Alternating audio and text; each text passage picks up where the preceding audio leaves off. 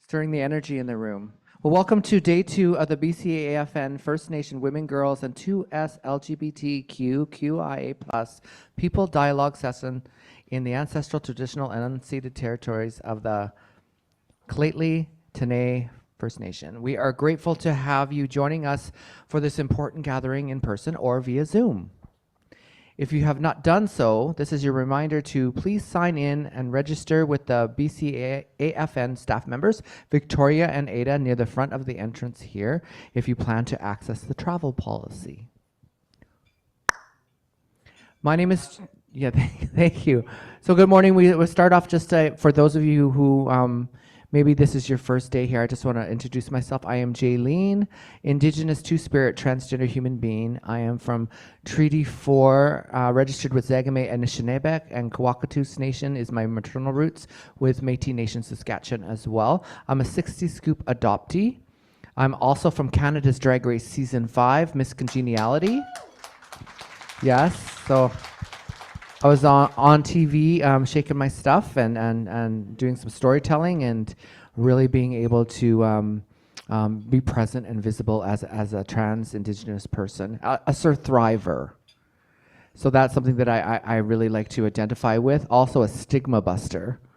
So wherever I go, I really make sure that I sit in circles with people to have discussions that are the ones we need to have, that aren't led by feeling like we have to be something for somebody else. They're ones that come from a place for us in our healing in action, is being able to tell our story freely, because that's when you get to the good stuff. And that's the stuff that sometimes is weighing us down. So I find that is something really important for me to recognize right off the start. I'm very grateful to walk this earth today. I know that when we're talking, it's been some really important discussion here. And myself as a survivor as well, it can take my breath away. But I do realize that we were talking about this. I have a busy schedule. We all have busy schedules, but I always make sure that discussions like these take priority. So if I'm invited to be of service, to be part of it, I'm truly grateful. And as we talk about the, rather than being tolerated, the inclusion of our two-spirit kin is really important, and I really appreciate the efforts of those to make sure that the diversity of our nations, of our cultures, of our people are represented here. So it is really grateful for me to be here, and also a reminder that as chairs, Chastity and myself are official aunties at this gathering.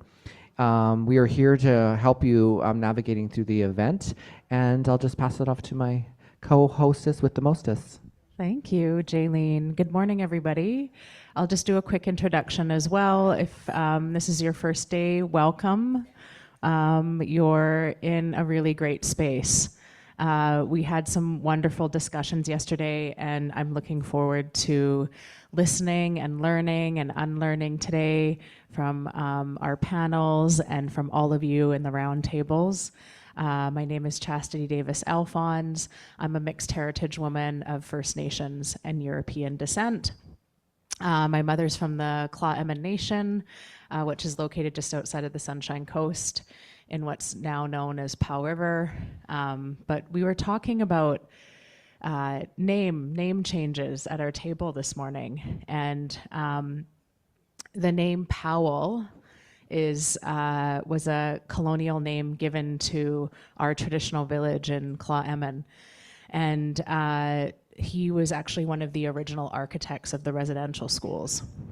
So our nation has been on a pretty strong campaign to change the name of Powell River back to our traditional village name. And I think if you don't know about it, you can check it out, changethename.org. We've been working pretty hard.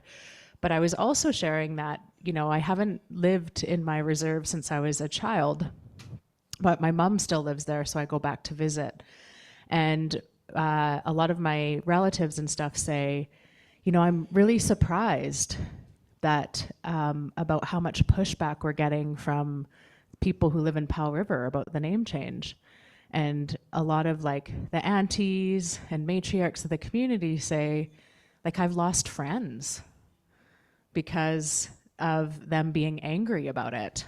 of them, being ignorant about the past. And so like these types of things, we hear about them in the news and it's a campaign and you buy a t-shirt, but they're actually affecting lives.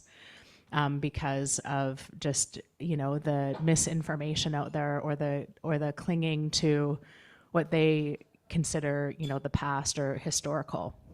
When we're what we're doing in this room as well, and how connecting that story to here, is that we are actually rewriting our stories because we've been silenced for many generations. And so when we come together in a dialogue session like this, it's about bringing our voice and not erasing the past, but rewriting our stories and saying, actually, this is what's happening for us and this is our reality. And we're taking back control of our own narratives instead of having other people speak for us, which has always been incorrect. So, your presence here is really important because you're actually, rewriting our stories and bringing our own narratives to important discussions. Because if you were to just look at the media and what they say about Indigenous women and girls and Two-Spirit and gender diverse individuals, it would largely be negative, right? We would be broken, drunk, addicted, childless, like all the things they say about us in the media. But what I've learned to be truer, and especially in the presence in this room, that there's another alternative or parallel narrative that is we're strong, we're resilient, we're overcoming generations of, colonialism and enforced legislation. And so your presence here is very inspiring to me, is uplifting that your stories of resilience for your ancestors and the people that came before us. And you might just say, oh yeah, I found out about the conference and I came, no big deal. But underlying that is that strength and resiliency and that taking control back of our narrative and that reclamation of who we are and how we want to tell our own stories and how we want to gather together. And so, yeah, a little bit of down a rabbit hole with that, but just like really, I feel strongly about that. I've been thinking about that, as I left this room, and how inspired I was by just like everybody's presence here. And so I just wanted to share that because I think it's important to really, think deeper about, what it is we're doing here and what we want our presence to be, and how we want to take back control of our narratives and reframe them. And say, actually, this is who I am, and these are who my people have always been. And we don't need others to speak for us. And so that to me is really important. I'm also married into the Silcotin Nation, because I was just supposed to give an introduction. And I'm a mom of a 2-year-old son, and I am English and Ukrainian on my father's side as well. Oh, and I have a pug. Yes, I have a little, I was telling them this morning that my husband got my son a pug. So we have this cute little pug, Max. So I'm a furry dog mom as well. So thanks for reminding me. Yes. And I think as we enter day 2, we want to remind everyone of the importance of creating a safe and inclusive environment with our words and actions. And we all have a sacred role, as I was mentioning, in our communities, and we welcome everyone into this circle. And that is also a way of, like a traditional Indigenous way of being, that prior to colonization, that everybody in our communities belonged, and everybody had a role, and everybody had responsibilities and accountabilities to our communities, so that if, we had ways of ensuring that, our own protocols of justice and our own protocols of communication and our own protocols of gathering. And so that is like a way of us being able to gather in a safe way. So I'll hand it back over to you, Jaylene. Yeah, I just love the recognition and the reminder. Although we have intergenerational trauma that we experience, we also, along with that, have that intergenerational strength that's awakened, and we're able to access that together. And that's sort of where, when we come here and you talk about the rabbit hole, I was envisioning the dirt and the grass as it was like, as you were scooting around with your hands, right? Getting to the rabbit hole. But I mean, that's it's coming to the land and being together to create that pathway of empowerment, but also reclamation towards creating those, the possibility for people to be able to realize that our true strength is within us and together. So I really want to also recognize that with these talks that they can be, they can activate different things in each of us. So for additional one-on-one support, if you're activated by the conversations today or have a story you need witnessed, we have a team of elders on hand. And also I want to acknowledge and thank our cultural wellness support team, Christina Dragon, Henry Morgan, and Sampulin for being here with us and for how hard they work to ensure we are grounded and safe yesterday, today, and always, with cedar brushing and smudging, which is just out there to your right in the spirit room. Again, everyone is welcome to access the spirit room, which is located once you enter the lobby. So it's in the meeting room immediately. Actually, the spirit rooms, they're telling me, is over this way. And you know, one of the things that's important as Indigenous people is to remain flexible. So we are honored to welcome Claytley Tenay's Chief Darlene Logan to welcome us and provide opening remarks.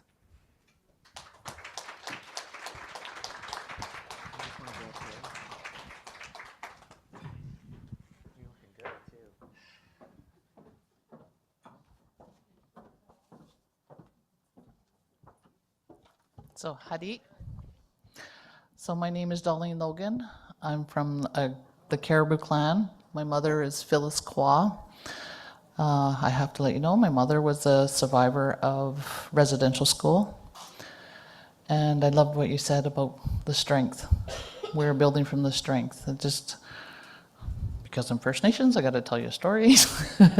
is my mom. She was in residential school for an extremely long time. And when I was younger, whenever I walked or talked to somebody, I always went like this. Always, always. I don't know why it came from that way. But I remember the day my mom grabbed me gently by the chin and lifted my head and said, "Don't ever, ever look down to anybody in front of you. You look them straight in the eye and be proud of who you are." So since that day, I remember this. I was like 5 years old when I did it, like when she said it to me. So it's just one story I wanted to share with you, how we drew from the strength from residential school. And so for those of you here today for the first time, I want to welcome you. So on behalf of our members, our council colleagues, our youth, and our elders, and the ones that I call in-betweeners, our members, we are so glad that you're here, and we're so glad that you chose to have this gathering here this week in our territory. So, as my third-term female chief in history of Claytley Tenay, I am encouraged to see more opportunities for women, girls, for us all to come together and share.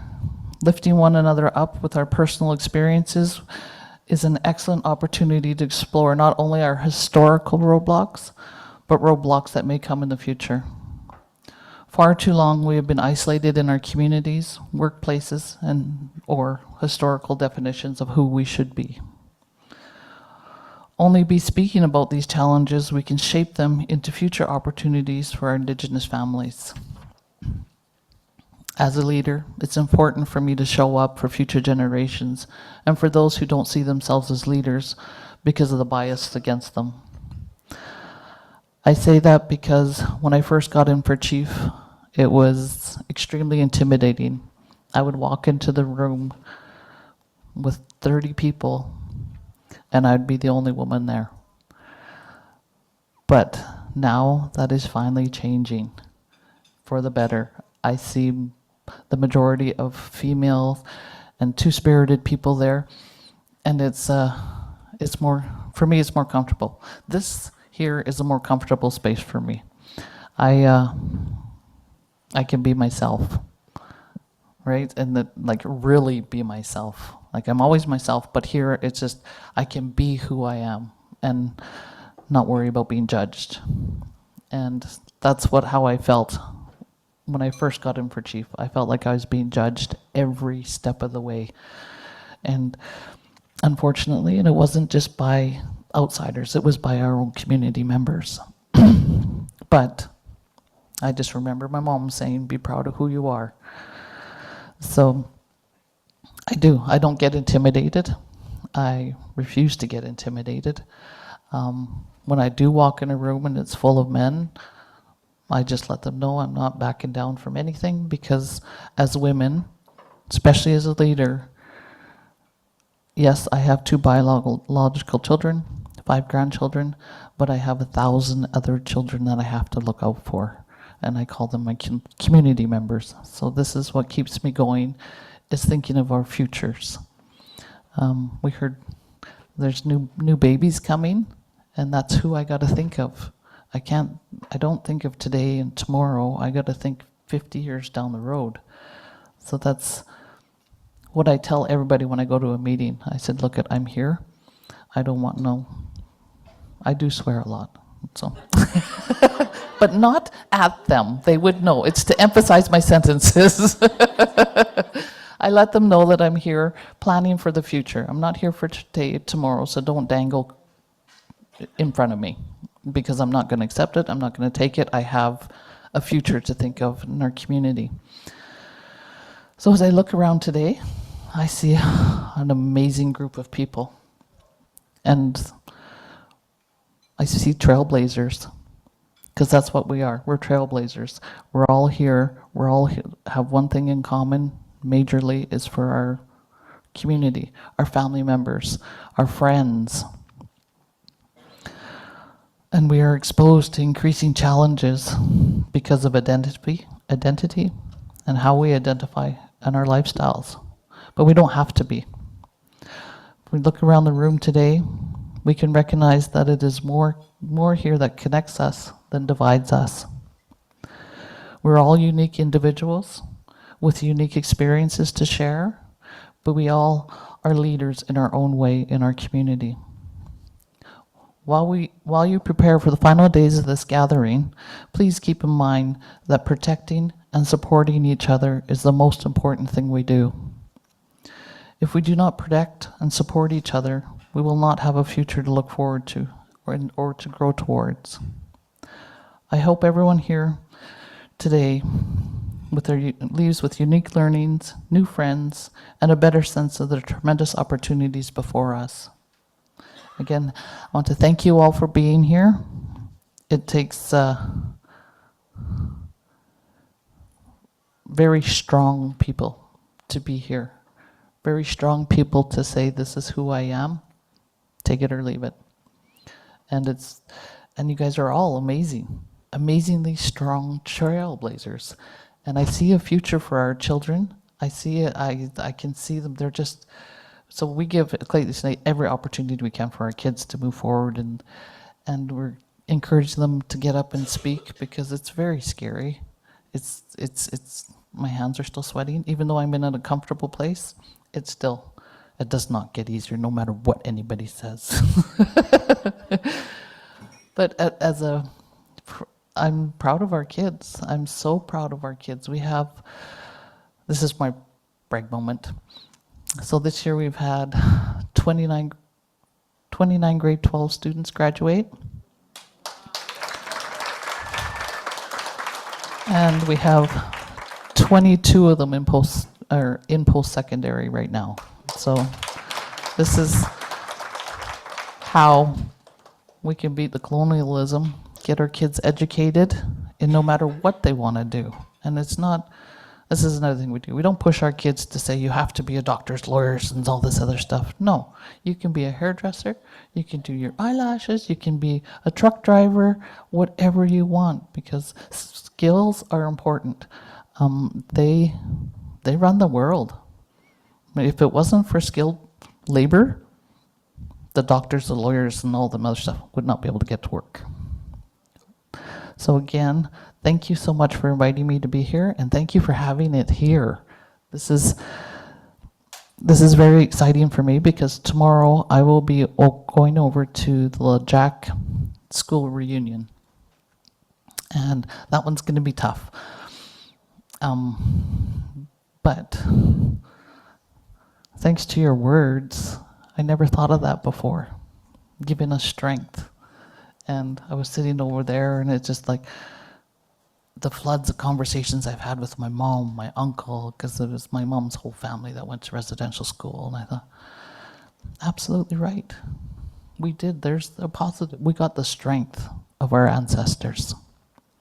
So, again, thank you for today. I hope you have fun, but I can't leave out on a sad note. I got to tell you, I have an elder staff member. I was teasing her on Monday. She's like, I'm going to be at the casino all week.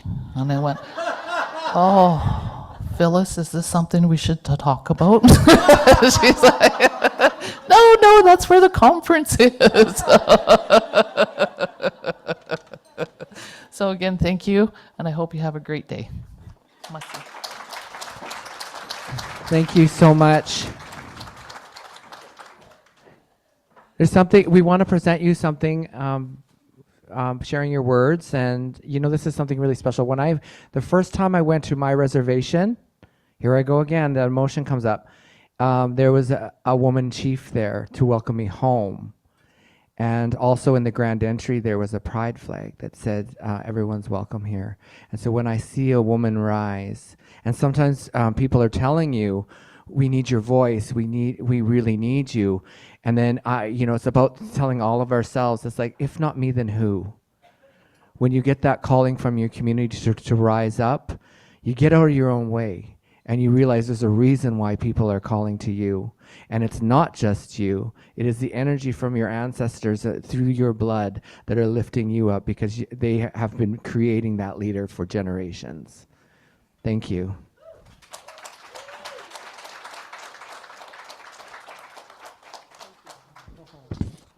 Oh my goodness, yes. Wow, that's so beautiful, powerful. Together we rise. We now are going to have some words from AFN 2SLGBTQQIA Plus Council Chair Dwayne Aquan.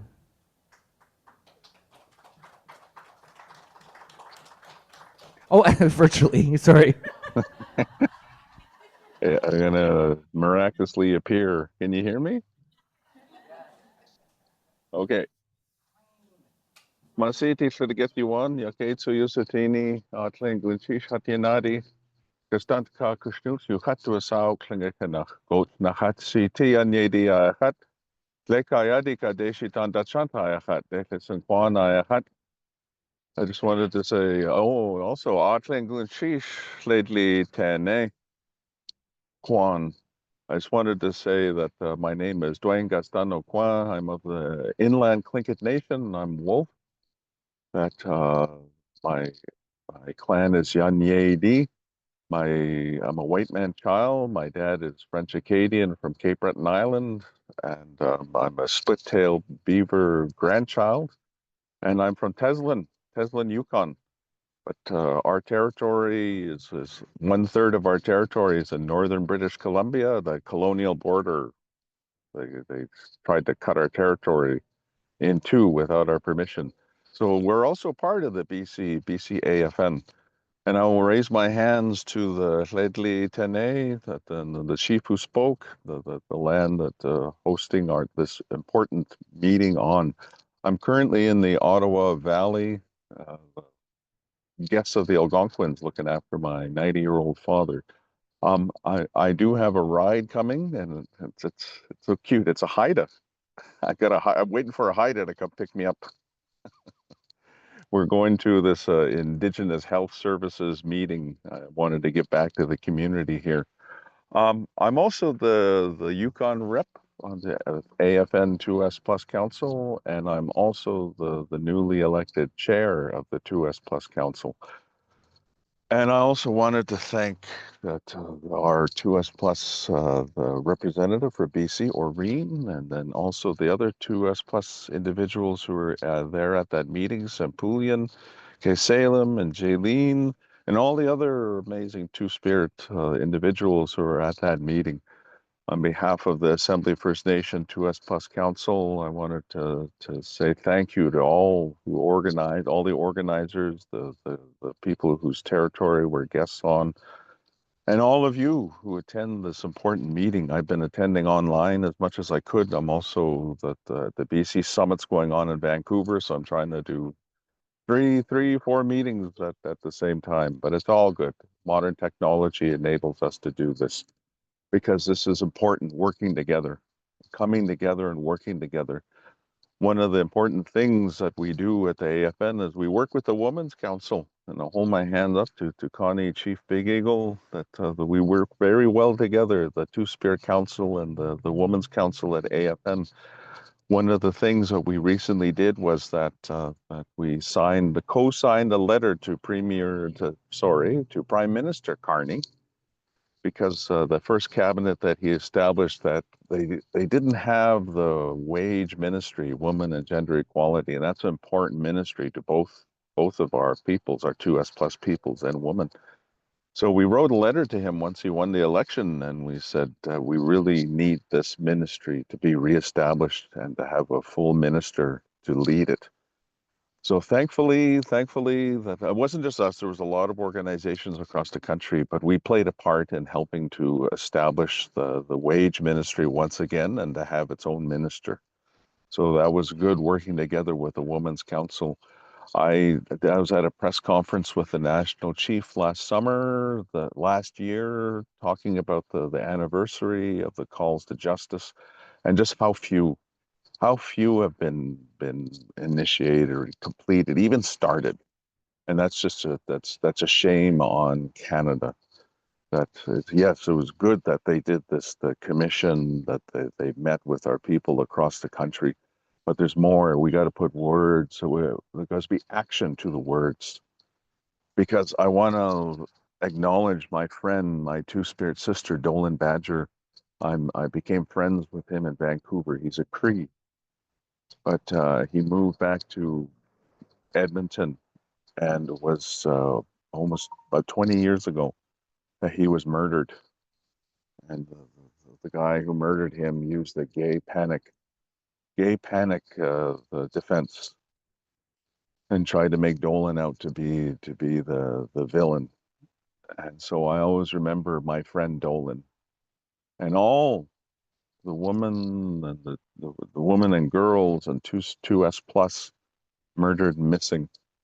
Because this is why we're doing this, for in their honor, in their memory, but also that we don't have any more.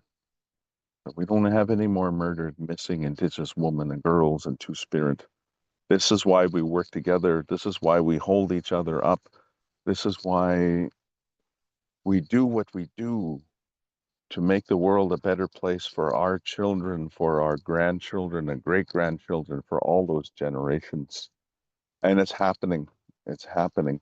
We got to also make sure that it's not just tokenism, whether it's Indigenous organization or governments, that there has to be more than just bringing us in to do a prayer and to give a quick talk.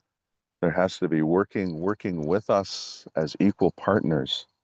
And I think that that's starting to happen. Some people don't realize that they're doing tokenism. They think that that's good enough just to have us seating at the table. But we got, we do talk a lot. At least I do.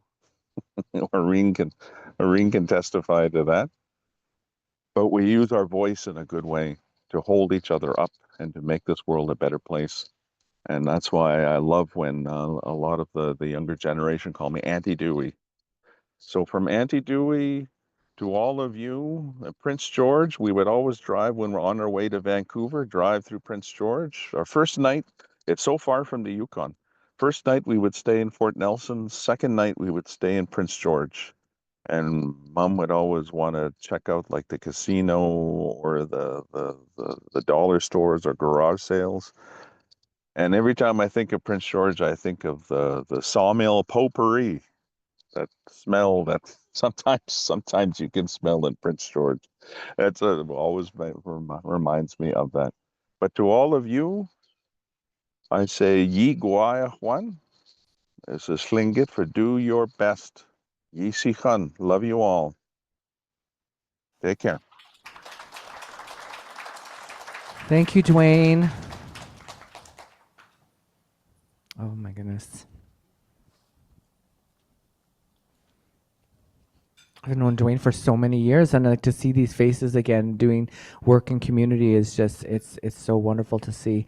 Now we get speaking of doing works in community with visibility and strength. I'd like to now invite the BCAFN 2SLGBTQQIA plus representative Aureen Askew to the stage for her opening remarks. Aureen is also known around North America as DJ Osho. Comes from a very diverse background. Hey! She is Afro-Indigenous, a proud member of the Squamish Nation, and is Two-Spirit. Feeling as though she stood out in a unique way, she embraced both cultural backgrounds and incorporates the teachings she has learned into everything she does. Get up. Welcome. Welcome. Thank you so much. A heller.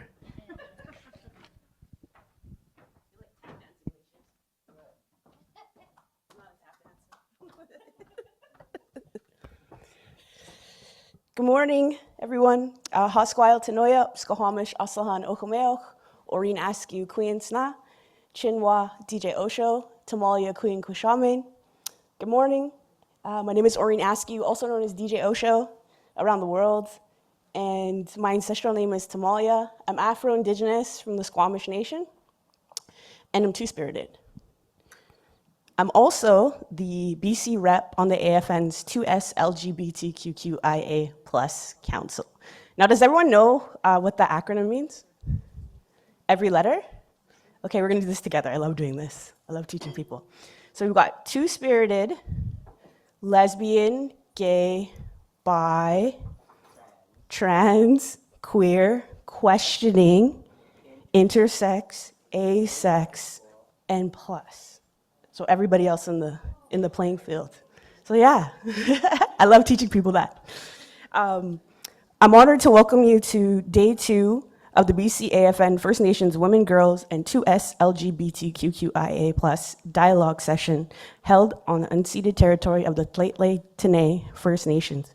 I want to thank Chief Darlene Logan for your words this morning, and Auntie Dwayne, who you just saw on the screen. On day 1, my colleague, the BCAFN Women's Representative, spoke to the BCAFN First Nations Gender Equality Strategic Action Plan. She highlighted the background, the process to develop the action plan, and the work we did to seek a mandate to implement it, and how the action plan is related to the purpose of our gathering. I will go into further detail on the action plan and begin by reaffirming that there are many pathways to uplift the voices of First Nations women, girls, and 2SLGBTQQIA+ people from reclaiming power and place. The final report of the National Inquiry into Missing and Murdered Indigenous Women and Girls, and to implement the 231 calls for justice. The BCAFN First Nations Gender Equity Strategic Plan, Action Plan, not only outlines the visions and goals, but it also lists the actions, actors in our work, and which calls for justice our work is connected to. The purpose of the roundtable discussions and topics are to share about how BCAFN is working to implement calls for justice and to continue to have our work informed by BC First Nations women, girls, and 2SLGBTQQIA+ people. For example, Vision 1, First Nations women and 2SLGBTQQIA+ representation and leadership goal 1. 1. Strong women and 2SLGBTQQIA+ representatives, council, grassroots initiatives includes actions to develop a BCAFN Women's Council and a BCAFN 2SLGBTQQIA+ Council. And this action is taking place to implement calls for Justice 1.4, 18.1, 18.1, 18.7, and 18.9. Also, I wanted to flag that there are other initiatives in the preliminary stages that are related to the vision and goals in the action plan that we did not speak to during the roundtable workshops, that are related to First Nations women and 2SLGBTQIA+ representation and leadership and initiatives also related to housing and homelessness.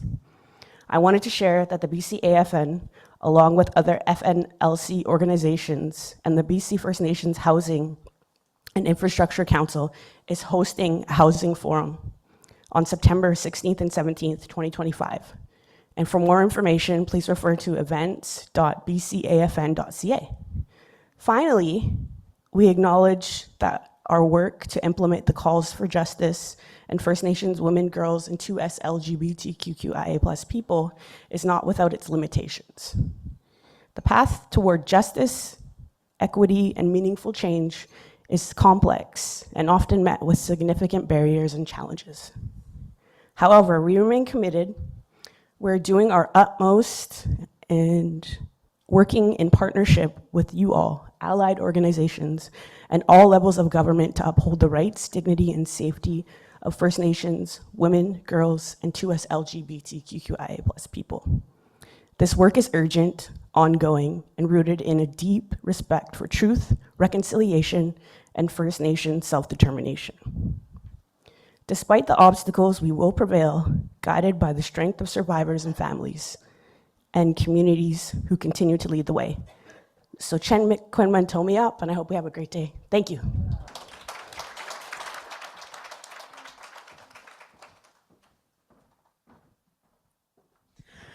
Thank you to our opening speakers, Dwayne, Oreen, aka Osho.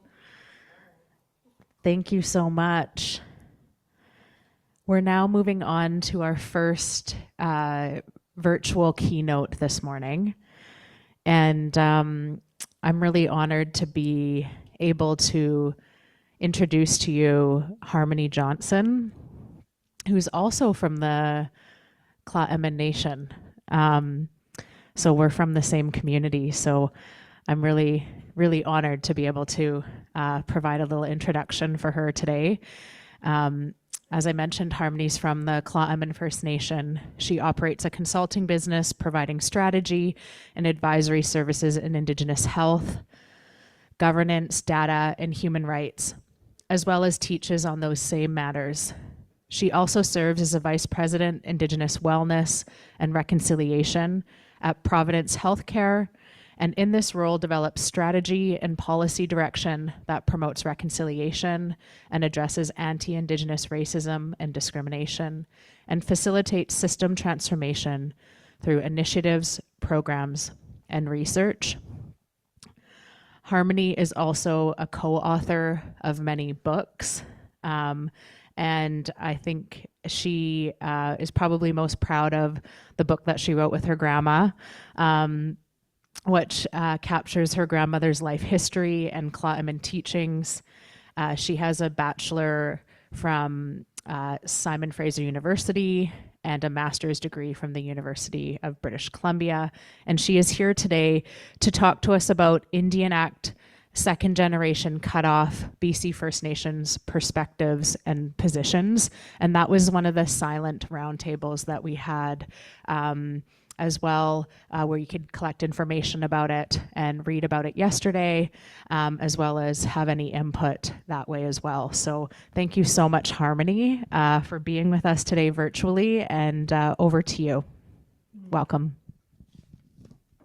Ima, Thank you, Chastity. So lovely to see you and wish I could be joining you all there in person. I'm here in Tla'amin Treaty Territory today and appreciate all of the words shared thus far. I'm going to try to move fairly quickly. I don't want to cut into Kilsalem's time for sure. So I'm here to promote a set of resources that the BCAFN had asked me to develop. And like this is an issue I think we all have experience with in different ways in our communities.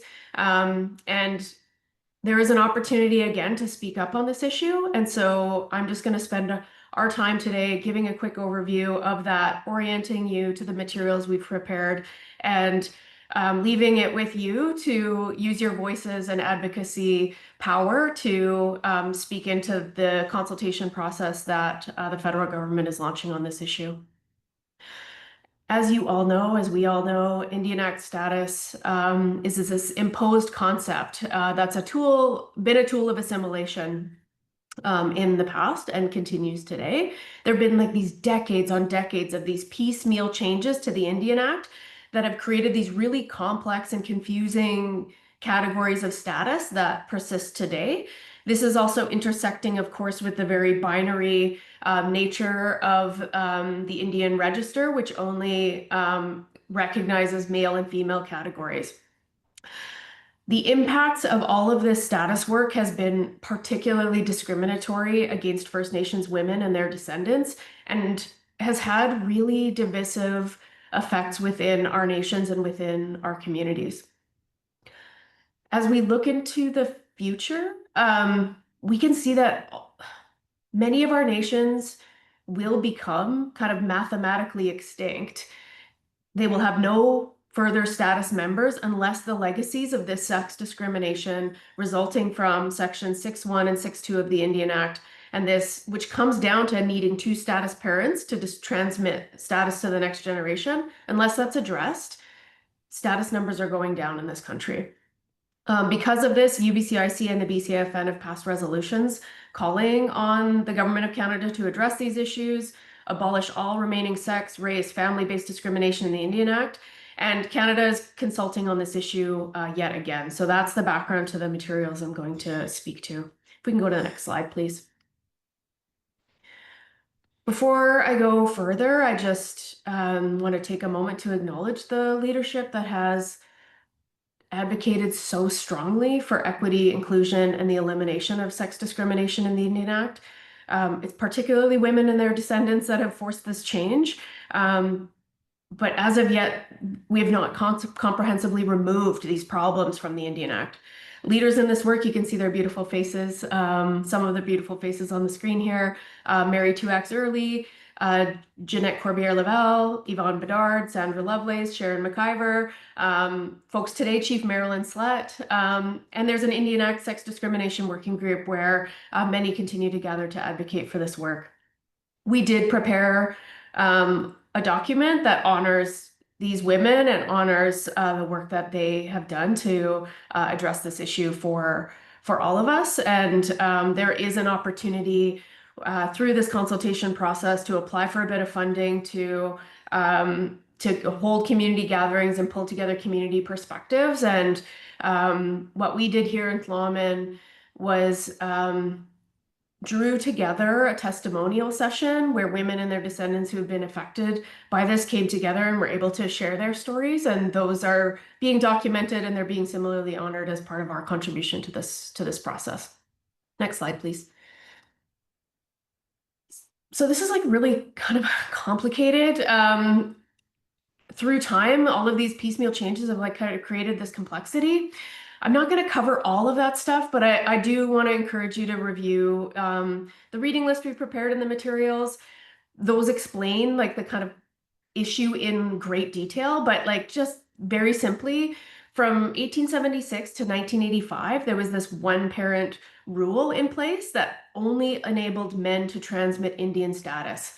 So we all know that First Nations men who married out retained their status and passed it to their wives and children, whereas when First Nations women married out or married non-First Nations men, they lost their status, as did their descendants. So in 1985, due to the efforts of some of those women that we just talked about, Bill C-31 Indian Act amendments were passed.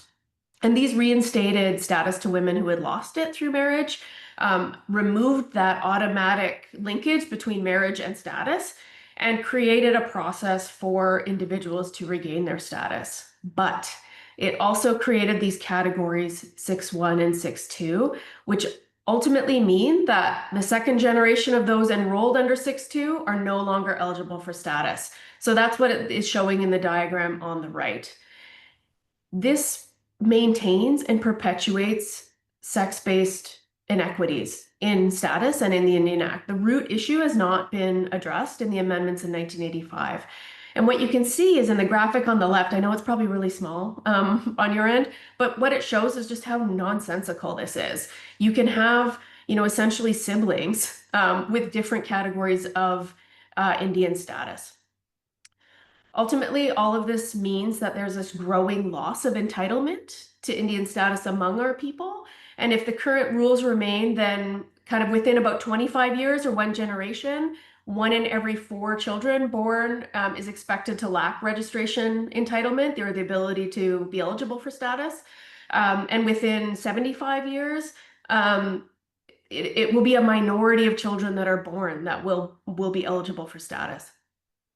This is expected to occur much more rapidly for those that are living out of community or off reserve, and small communities are going to be impacted most heavily. This is a real threat, and people know it, and so they have been advocating for many years. There have been multiple attempts to address these provisions in 2010, in 2017, in 2022, but those were not passed, and so these inequities continue to exist. Next slide. I'm not going to cover all of this in detail. I just want to show you the sheer amount of work that's been done on this over the years. This has been studied extensively from 1850 to today. It just felt impactful to just put that on a slide and to show you the amount of work that we've already put into this. There is a separate little paper that has been produced that summarizes each of these if you're interested in that. And ultimately what this means is that our leaders, our people, our women and families that are most affected have already done a lot of work to describe what needs to change. Next slide. So as noted, like in the past 15 years or so, there's been like rounds of previous engagement and attempts to change the legislation. These have failed to achieve the consensus needed to affect the change. So now there is another opportunity in front of us to get this issue meaningfully resolved. Indigenous Services Canada has launched what they're calling a collaborative process to co-develop legislative remedies. This slide shows you the website and the materials that they have developed and made available to all those affected. I am really worried that this information might only be reaching like elected leadership in our communities. That is critically important. It's also really important that it reaches those who are affected by the provisions themselves, those that have been those that have lost their status, those are at risk of losing their status. Really important that we spread the word within our families and our networks as well, so that the people who are actually impacted have a chance to speak up. We're hearing a lot of concerns about the process. We've been hearing that like First Nations are bearing the burden in this process of coming up with solutions with no guarantee of implementation. It is not our job to do legislative drafting for the Crown. They know the core of the issue. It's their job to submit legislative proposals to us.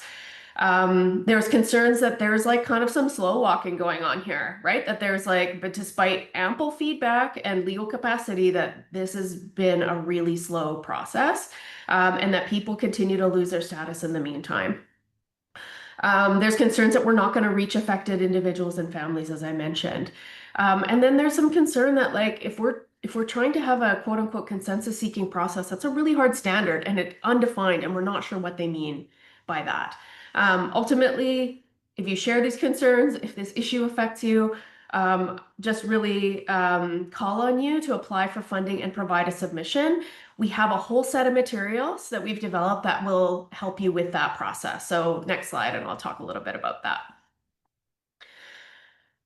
So we've developed, so ISC has developed their materials, as I noted on the last slide. We have also developed a set of materials for you. One is a position paper. It draws together, you saw that timeline slide with all of those reports. We've drawn all of that together and said, okay, in summary, here are the views of First Nations in BC on this issue of status.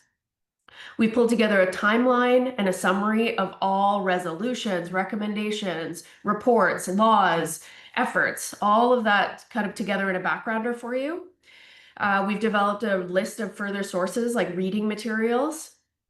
We've developed that timeline that honors the leadership of women who have advocated so heavily for this work to date.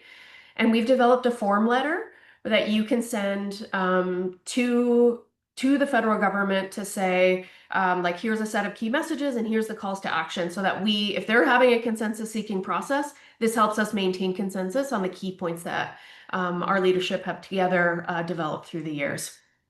Next slide, please. I talked about how we've drawn everything together into one paper. And so that paper really outlines these 5 main theme areas that have been really consistent calls to action by our leadership to the Government of Canada on this issue of sex-based discrimination in the Indian Act. One is we need to achieve consistency with the UN Declaration. The United Nations Declaration Act that the federal government has passed commits the Crown to align its laws, ensure consistency between its laws and Indigenous human rights. And their action plan that they've developed under that piece of legislation also commits to this. So we need to achieve that consistency and remove these discriminatory provisions. And we need to recognize that, like, citizenship is the core of nationhood, and Canada must recognize our rights to determine our own citizenship. And we, as nations, need to ensure that our citizenship laws do not discriminate on the same basis as the Indian Act has in the past. We need to remove these discriminatory provisions from the Indian Act, specifically 6(1)(f) and 6(2), and replace them with a one-parent rule. And we need to restore status to the descendants and women who have lost it. We need to fund our governments properly. What happened in Bill C-31, if folks were around in 1985, is you might remember that we were challenged to welcome our people back because they wanted to come back and reconnect with community. And yet our governments weren't funded adequately to support them. And I remember that time, and like I had relatives that were impacted by that. And there's a really, people were hurt by that. And we need to ensure that if we want to welcome our people back in a good way into our communities, and that does mean ensuring that there's proper funding for doing that. We also need to repeal these, Canada protects itself in its own legislation, and it kind of prevents First Nations from seeking compensation. Those provisions should be repealed, and there should be compensation for the people that have been impacted by this process. And then finally, improving the registration process. So I wrote a study for the UBCIC a number of years ago on racism experienced in using status cards. And in that study, we also found that there was this huge backlog in being able to get your status card. That has improved a lot, but we still need to maintain a better service standard on access to status cards and improving and facilitating more timely registration. We also need to support people to do that work. So these are the main calls to action that are consistent so far amongst our leadership on this issue. Next slide. And then there's like a tool that I just wanted to promote. So here in BC, we have a regional information governance center. It's intended to just support our nations to use data for really good governance. And so we in that project have developed a population projection tool so that we can very easily run calculations for any nation that is like, what does this mean for me? If you're interested in doing that, contact me. My information is available in the slides that will be circulated, and then you'll see there's an email address and website address here. So in addition to the links in the slides and that the BCAFN team can share with you to the materials we've drafted, this is another resource available to you to know the impact of 6.1 and 6.2 on your population. Next slide. So just in summary, like in the past, it's kind of like a lack of unity or something has like contributed to us not getting these changes made. We are effective when we speak as one. I think that was like the theme in some of the opening comments this morning. When we speak together, we can drive that legislative and funding change that's needed for us to like restore who we are, restore our connections to each other, and exercise our jurisdiction and right this really terrible wrong that continues to be done and disenfranchise our people from their own community. So just a call to action for you to review the materials that have been shared, share them widely with within your networks, and participate in that consultation process. And I think that's it for me and my time this morning, but I just really want to thank the organizers for giving me a few minutes to profile this issue for you and hope that the materials are useful for all of you in the room. Iman. Wow. Thank you, Harmony, for just doing all of that in 15 minutes. Such a complex issue. And That is a skill set I just noticed. Like, look at that, right at 10 o'clock. That's amazing. yes, so great. So thank you, Harmony, for all the work you're doing on this super important issue. As I mentioned at the beginning, there is printed materials accessible at the Silent Roundtable by the registration table. So if you want to read up a little bit more, there's some more materials by the registration table. I really urge you to take them, and if it's not for you, if you know people who are impacted, to take them for your family members. They are also available online under the BCAFN priority area entitled Membership and Citizenship. So if you prefer to access online resources other than printed resources, it's again on the BCAFN website under priority area entitled Membership and Citizenship. And if you have any questions or you'd like to do any follow-up with Harmony, please pass your questions or comments to Rochelle. If you just want to wave Rochelle for people who are in the room. And people online as well. If you have anything you want to pass on, Rochelle will follow up with Harmony and get some answers or further information for you. So thank you again, Harmony, for all your work on this and everything else that you've done to advance the title and rights of Indigenous peoples here in British Columbia and across Canada.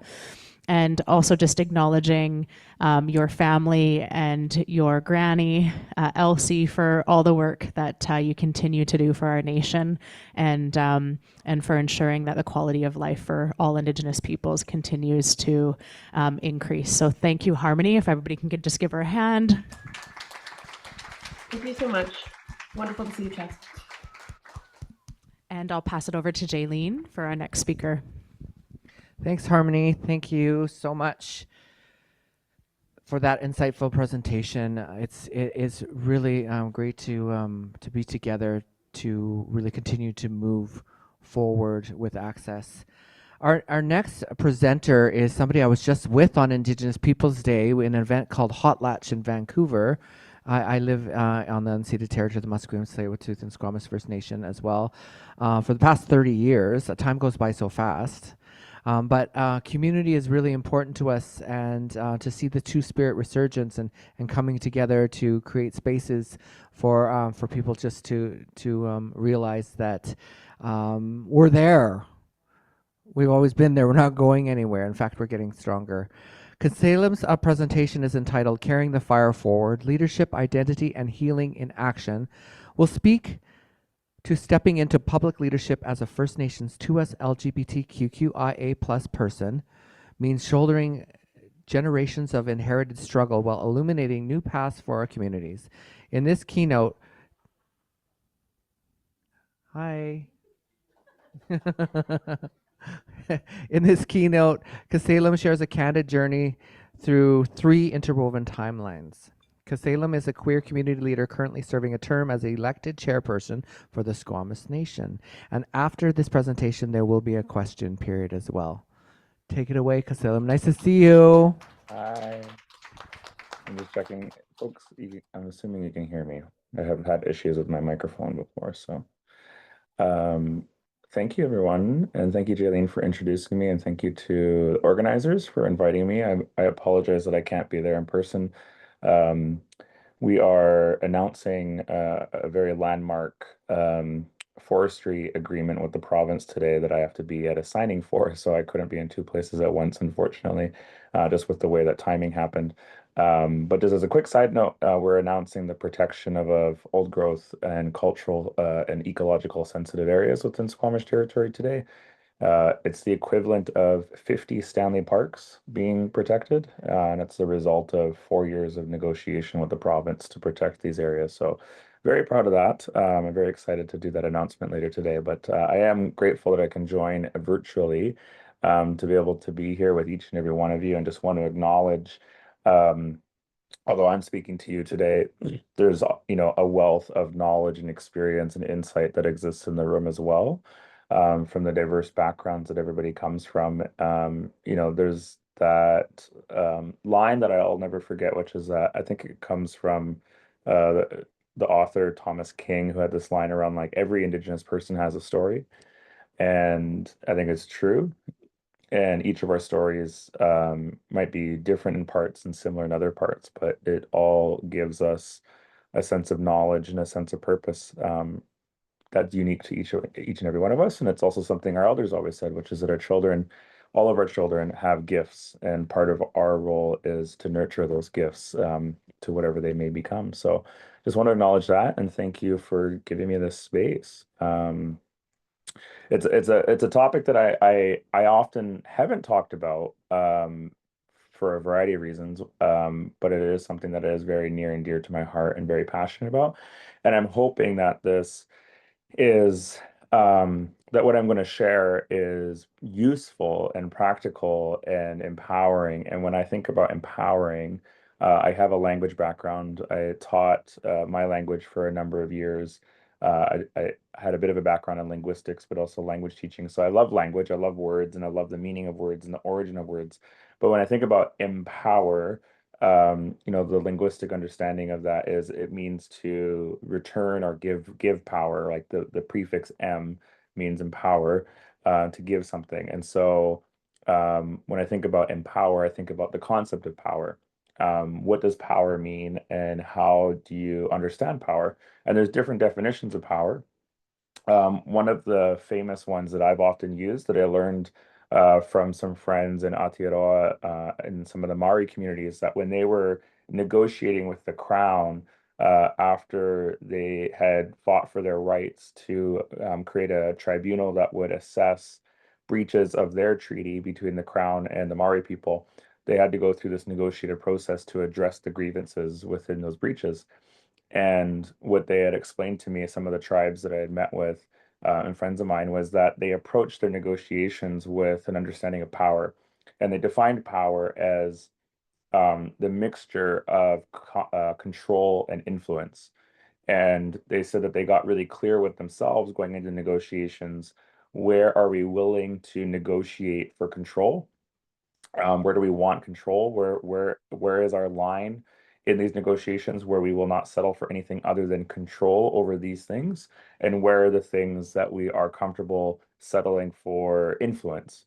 And so there's some things like, for example, where they said this mountain is the mountain that our ancestors tied to, that we descend from this mountain. It's a sacred mountain in our history. We want control of that mountain. We want to completely control it and the management of it, the use of it, access, things like that. And they were very clear with themselves around that.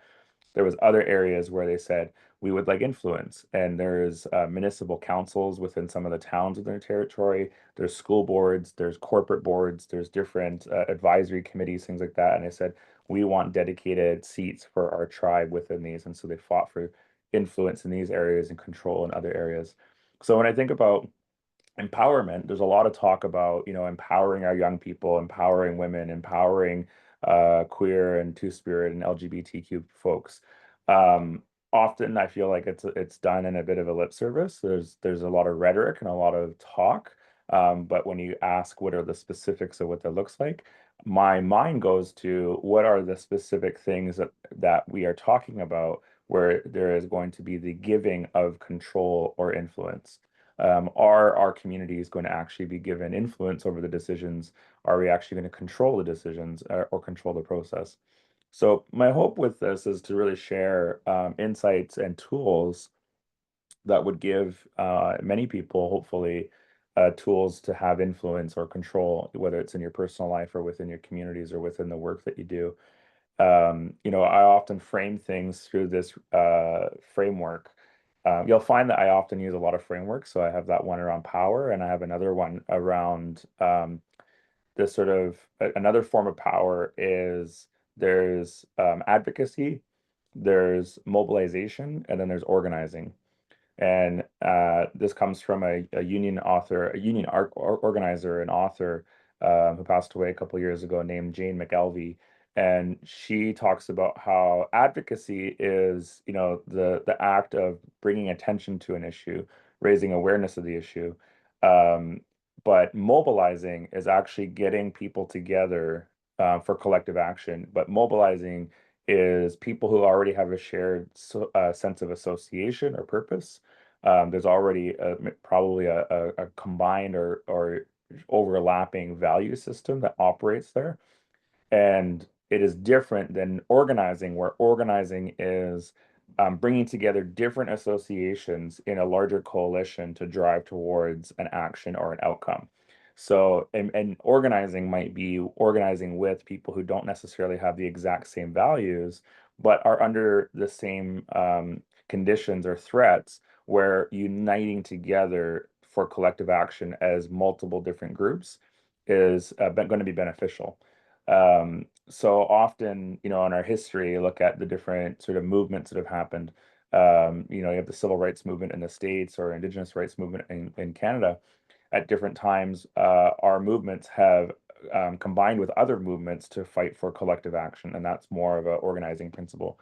So when I think about these things and I think about empowerment, I think about what is it that we're fighting for and what are we looking for. So, what I'm also hoping to share is just a little bit of my own personal story, because I think part of what also has been inspiring to me or helpful to me is to not feel alone. I think so often in many of the identities that we carry, whether we're Indigenous or whether we're queer like myself, um, non-binary, or whatever the identities that you carry, I think the one thing that can happen so often is that the human mind has this ability that in our sort of genealogy makes sense. It's a protective piece of our brain or our mind, which is that it tends to fill in blanks, right? So if you're outside and you hear strange noises, you might start to feel a sense of stress or anxiety because you're afraid. Well, those kinds of things might have protected you at one point, and there's a reason for that. The dark side of it is that our mind also tends to fill in blanks and make assumptions about things with whatever information that we have, because we don't have the rest of the information. And I think where this manifests sometimes is that feeling of loneliness and feeling that we're alone and feeling that the struggle that we're carrying, whether it's a personal struggle or a political struggle, a social struggle, economic struggle, that we're alone and that there isn't people like us who are also feeling this way. And I find that there is strength and there's healing and unity through finding other people who are like ourselves to share in that struggle together. So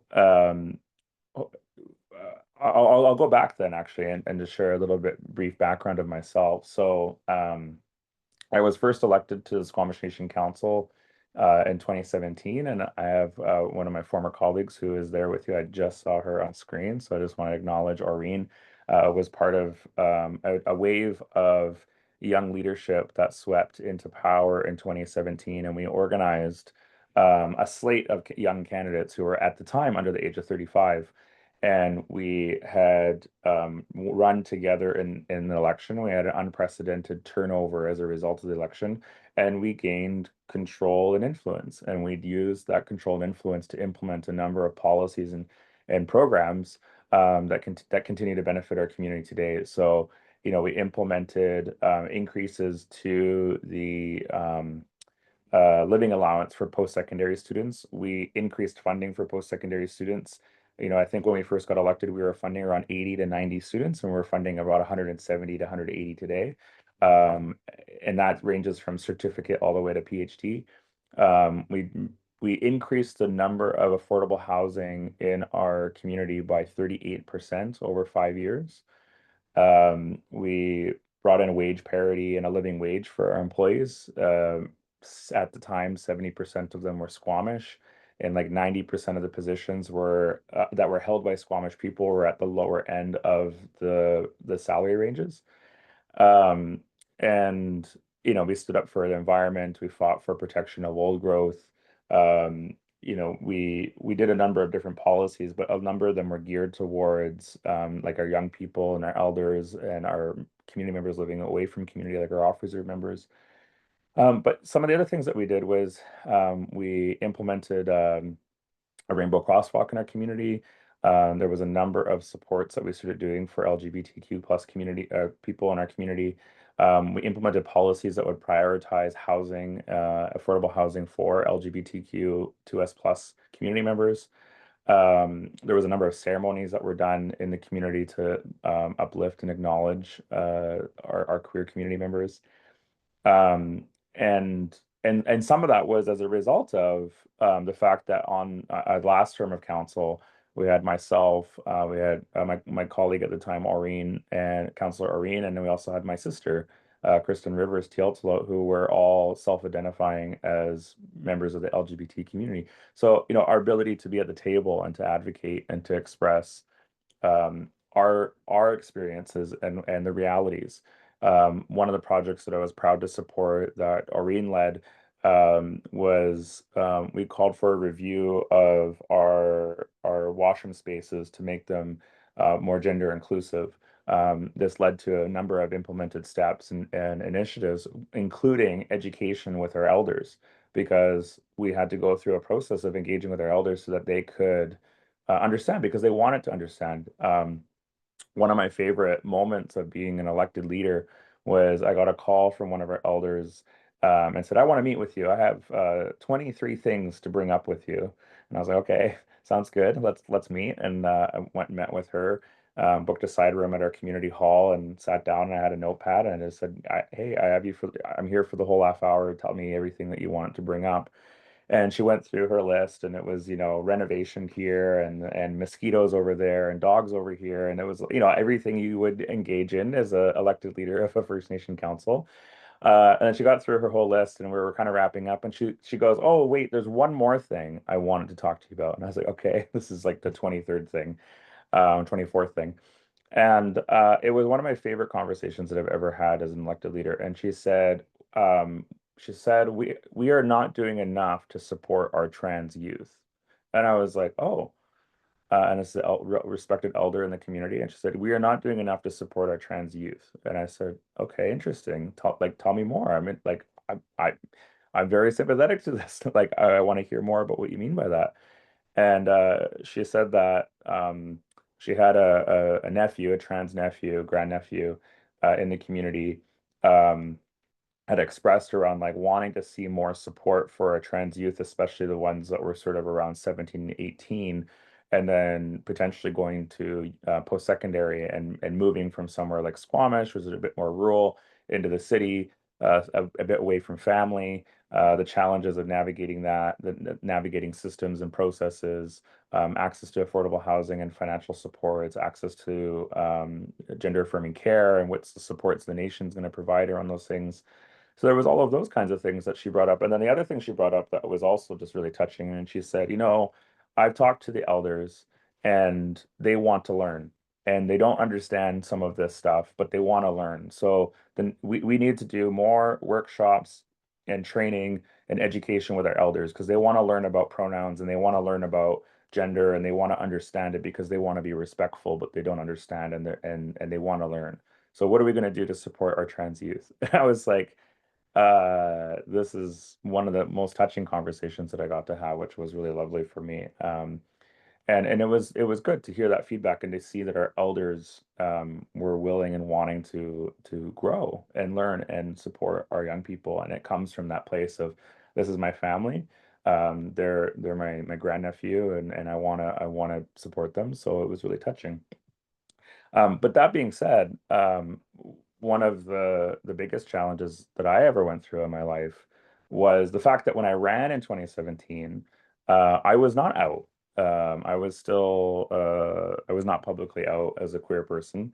It wasn't until a couple of years later, around this time of the year, actually, it was around July, because it was my birthday, when I decided to openly come out as queer, and then later on identify as non-binary. Um, and for those that might be wondering, I I often say I like they them, but I'm okay with any pronouns. I have friends who call me she her, because within the ballroom scene, I'm, a sister to people and she her to others. And I also walk executive realness in ballroom, so other times I'm very he him because I have to serve he him. Other times I am queening out and more of a queer person with people. So it depends on the circumstances, but I like they them. Um, but the journey of coming out was a difficult one, because I was very afraid of what it would mean, and the fear of this discrimination that I could receive, the further discrimination, the fact that, like, I had to combine now the experiences and the challenges and the discrimination of being an Indigenous person in a largely non-Indigenous world, and the racism that comes with that, with now um, the potential for discrimination based off of my sexual orientation and gender identity. And then those coming together and kind of scaring me around, what does this mean? And am I making my life harder, even though for a long time I thought that it was something that I was having to choose, and was so in denial of, because I was so afraid. And I think the tipping point for me was as I started to explore this and in a very public role as a leader in my community. It was There was a moment, I think, as I was approaching my birthday that year. My birthday's in July. um, that I had to ask myself, like, why haven't I done this sooner? Why did I wait until I was 29 years old? Had been a very confident person in my life in lots of other areas. I felt very grounded and rooted in my culture and my language and my family, very supportive family. I also had a very queer family. I had three sisters who had come out before me. I have a number of like queer uncles and cousins who came out decades before me. One of whom is my uncle Simplion Stuart Gonzalez, who is the 2SLGBTQ rep for us at the AFN, and I'm a proud member of the Squamish Nation, and council member, my colleague, who's also my uncle, Indian Way. Also like a very proud, two-spirited Indigenous person in our community. So kind of looking at all of this, I think what hit me was I realized that the tipping point was I needed to um, I needed to do this for myself, to feel free.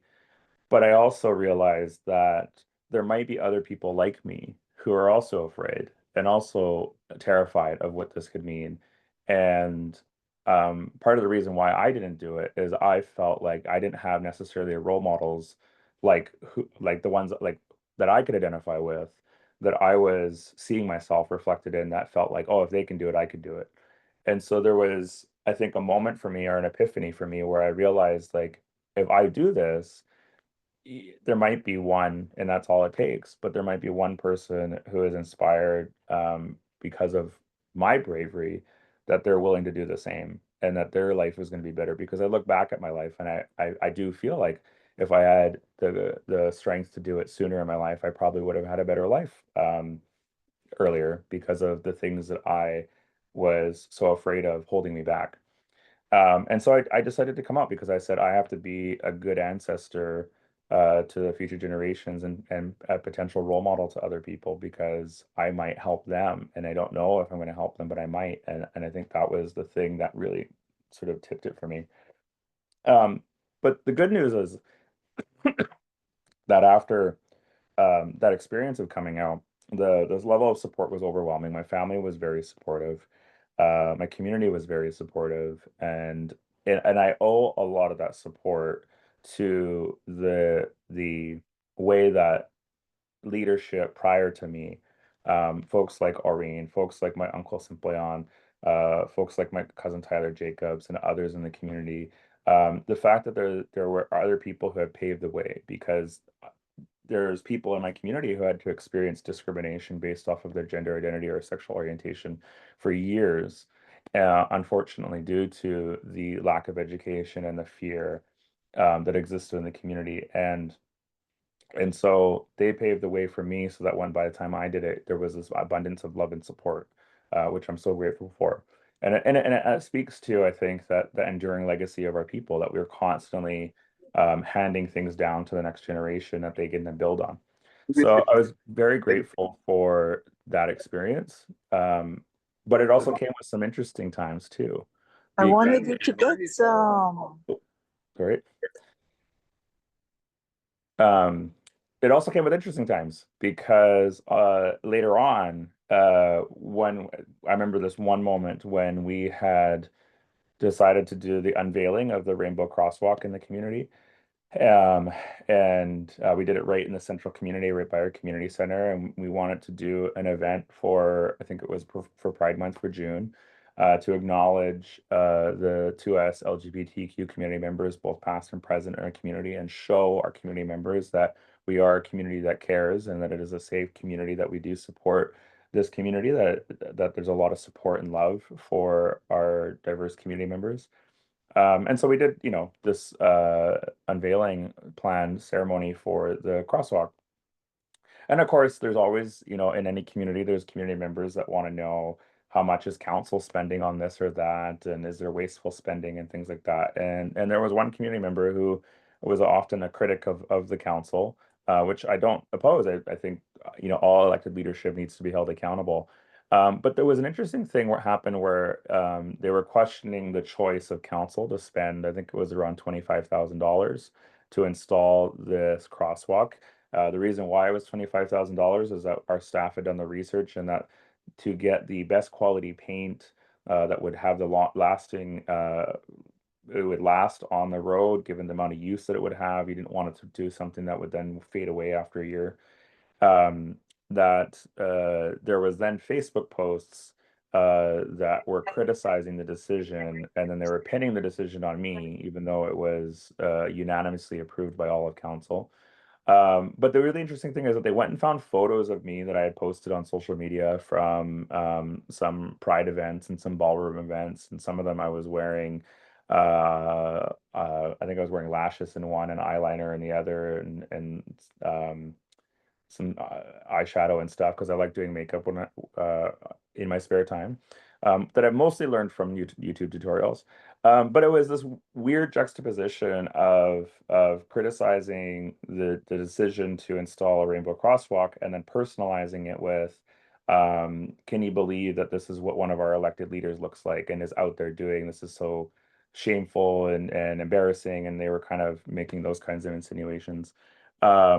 So in my opinion, a very, very particular kind of of public criticism. On one hand, criticism over a decision around spending and around priorities, which is different than the personalized attack around, look at this person's personal decisions and their personal life, and then insinuating that as a result of that there is something to be ashamed about. And then that specifically targeting my sexual orientation and my gender identity.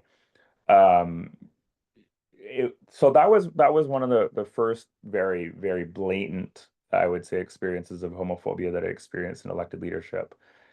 And what was difficult, and also part of what I experienced after was then meeting other Indigenous leaders across the country, from different provinces and different communities, who had experienced a similar type of criticism for being an openly queer Indigenous leader, and then having things taken out of context or things taken in a different light and then misrepresented through bad faith arguments, but zeroed in on personal attacks relative to one's sexual orientation for being a queer person, and then questioning the character of that person as a result of being queer. And this was something that was happening in a number of different First Nations communities, and a number of different First Nations leaders like myself having to experience that and having to navigate through that. And what I experienced about it was the particular attacks, like the public posting, isn't actually the worst part. It's the fact that now you have the whole community kind of chiming in and discussing it. And then people generally might not agree with the person and what they're saying, but they're paying attention to the drama. They want to see how the stories unfold and who's saying what, and this person said this, and they want to see the reactions, and so they're paying attention to it. So now it's not so much the incident that's the problem, it's the fact that there's now a conversation and it is now meeting the test of being a controversy. Um, and so I handled it in a specific way. As a political leader, I had leaned on a few friends of mine who were also political leaders for advice.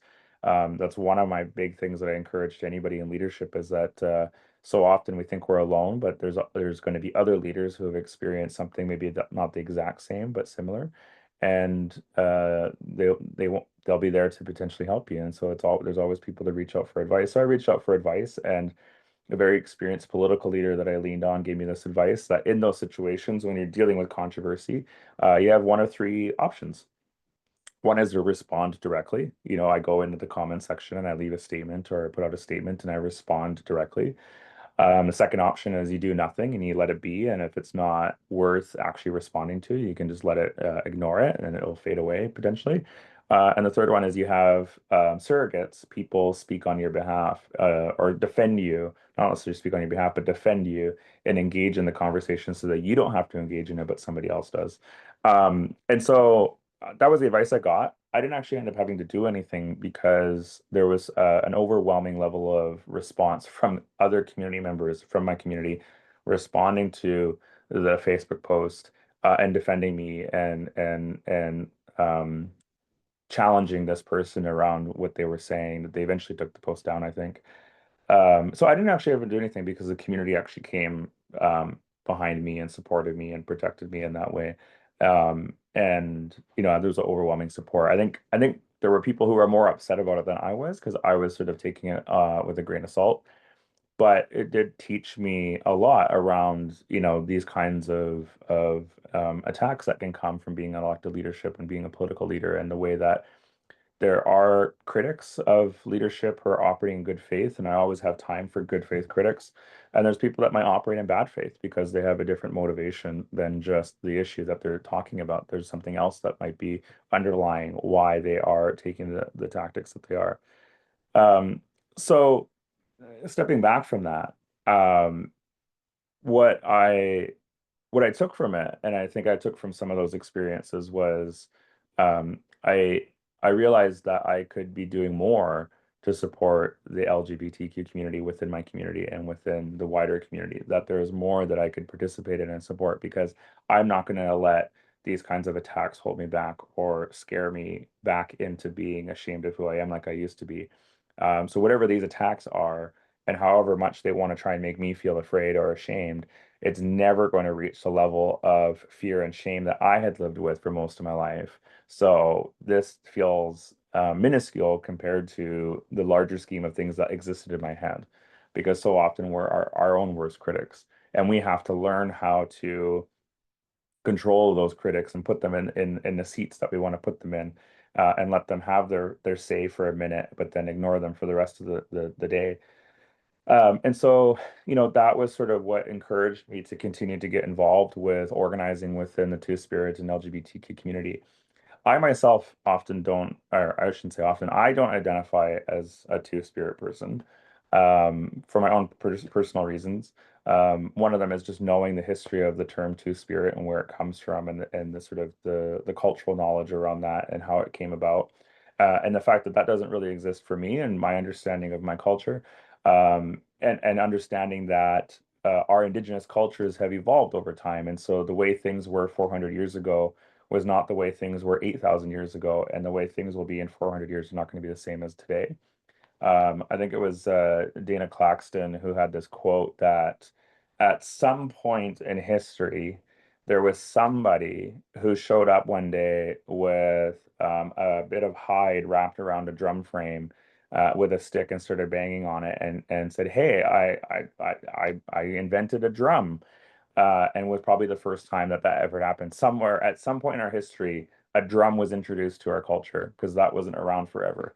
And I think it was Ron Harris who made the joke that there was probably elders at that time saying these young people are changing the culture and they're changing things. And now look at us today. We all like to have our drums when we do our traditional singing. So our cultures change. They do change. There's choices that are made. And one of my elders said one thing to me at one point, which was that not everything our ancestors did has to come back, because there are ways in which our own cultures might be extremely gendered and patriarchal or patrilineal. My culture, like my Squamish culture, is very patrilineal. Fathers largely follows the father's side of the family. There's exceptions to that in certain circumstances.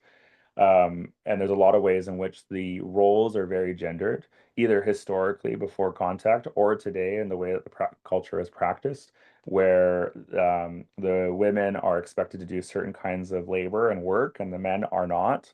There's certain kinds of behaviors that still exist in terms of the way that women's voices within decision making are not listened to.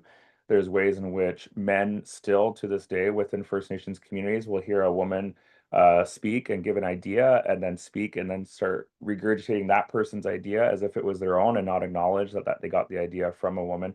And all of a sudden, everybody in the room listens to the man saying it, not the woman saying it.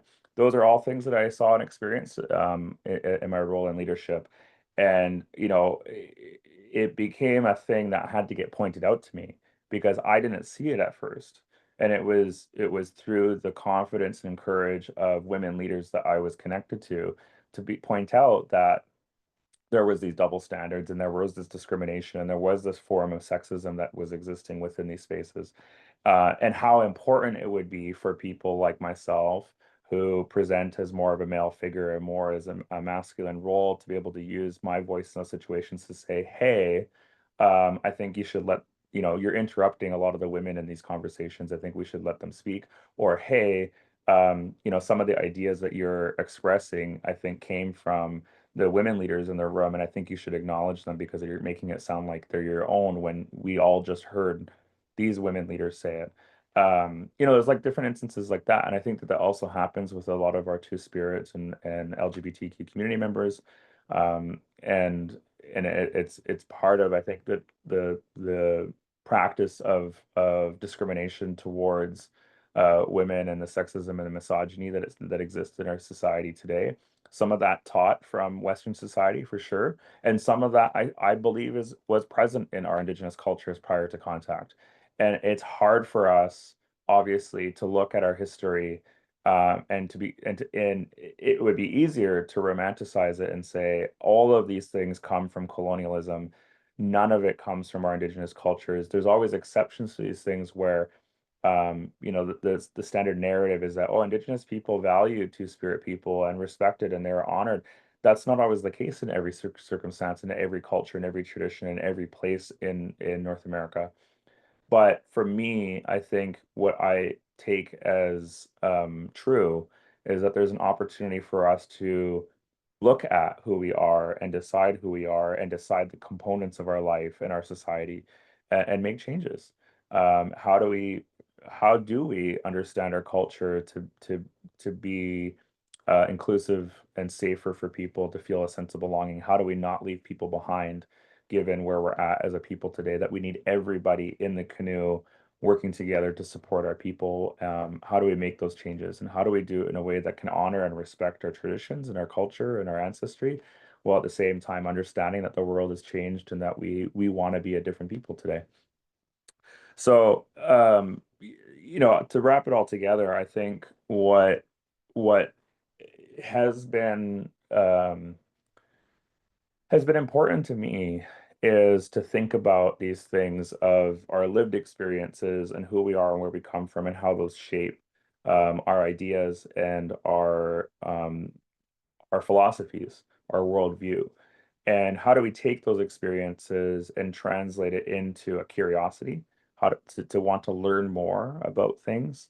And how do we take that curiosity to understand what are the policies and programs that are going to have a material impact on the people that need a change in those material conditions? And what I mean by that is, you know, the experiences of certain communities are going to be different, that the challenges of certain communities are going to be different, and they might be unique.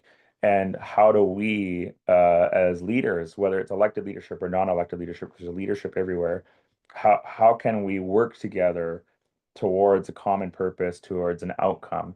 And I think of it as outcome based, because there's outcomes and there's outputs. I think of outcomes as the condition that we're going to create, the kind of world we want to create, as opposed to the output, which is a specific tangible thing that you can feel, see, touch, hear, that kind of stuff. And you know, for all of our communities and for 2S LGBTQ communities, we have to continue to advocate and more mobilize and organize, because we still see the kinds of discrimination that exists, whether it's in hiring, whether it's in access to resources. In particular, I would say that there's a lot of advocacy that is still needed, especially for trans and non-binary folks. Access to gender affirming care and gender equality within our healthcare system is still sorely lacking. And I know that because the BC government, for example, and the provincial healthcare system does not cover dignified or adequate gender affirming care at the same level that a place like the Yukon does, or even places like the city of New York does, and other jurisdictions around the world. So the level of policy needs to change to support those things, especially in the light of this world that we're now living in that is targeting trans people so harshly as a scapegoat for the economic conditions that governments and leadership has created, that is putting hardship on everybody, but as a way to distract from the lack of answers around the economic issues. They point and pick at people like trans people, like immigrants, like Indigenous people, and say these groups are the cause of those problems. And it's a huge lie that is being perpetuated. So when we face communities that are under attack, how do we respond? How do we fight back? How do we create the building blocks to the kind of world that we want to create? And I think it's important for us to come together like this and to share ideas and share experiences and to talk about where are the pain points and what can we do in the short, medium, and long term to address it. But I think what I'm the most grateful for is, as I said, the fact that there were people before me, leaders before me, whether they were leadership in any sense, role models, trailblazers, who they just by existing, they laid down a pathway for people like me to walk. And so I think about the huge opportunity that I have and people like me have now to continue that trail blazing, so that the people coming behind us are also going to be able to walk this path, and will continue to make the world a better place as a result of that. And that's the part that I'm really excited about and grateful for.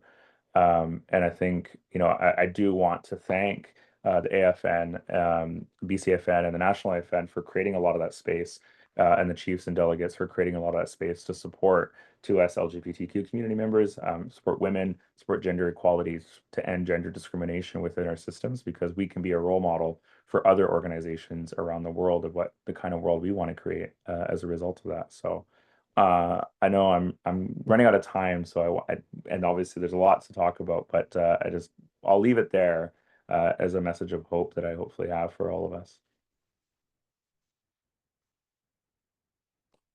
Message of hope indeed.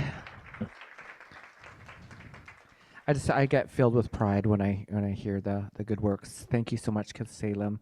Thank you for being so real with us and having the courage to share your unique journey of stepping into public leadership as a First Nations 2S LGBTQQIA+ person.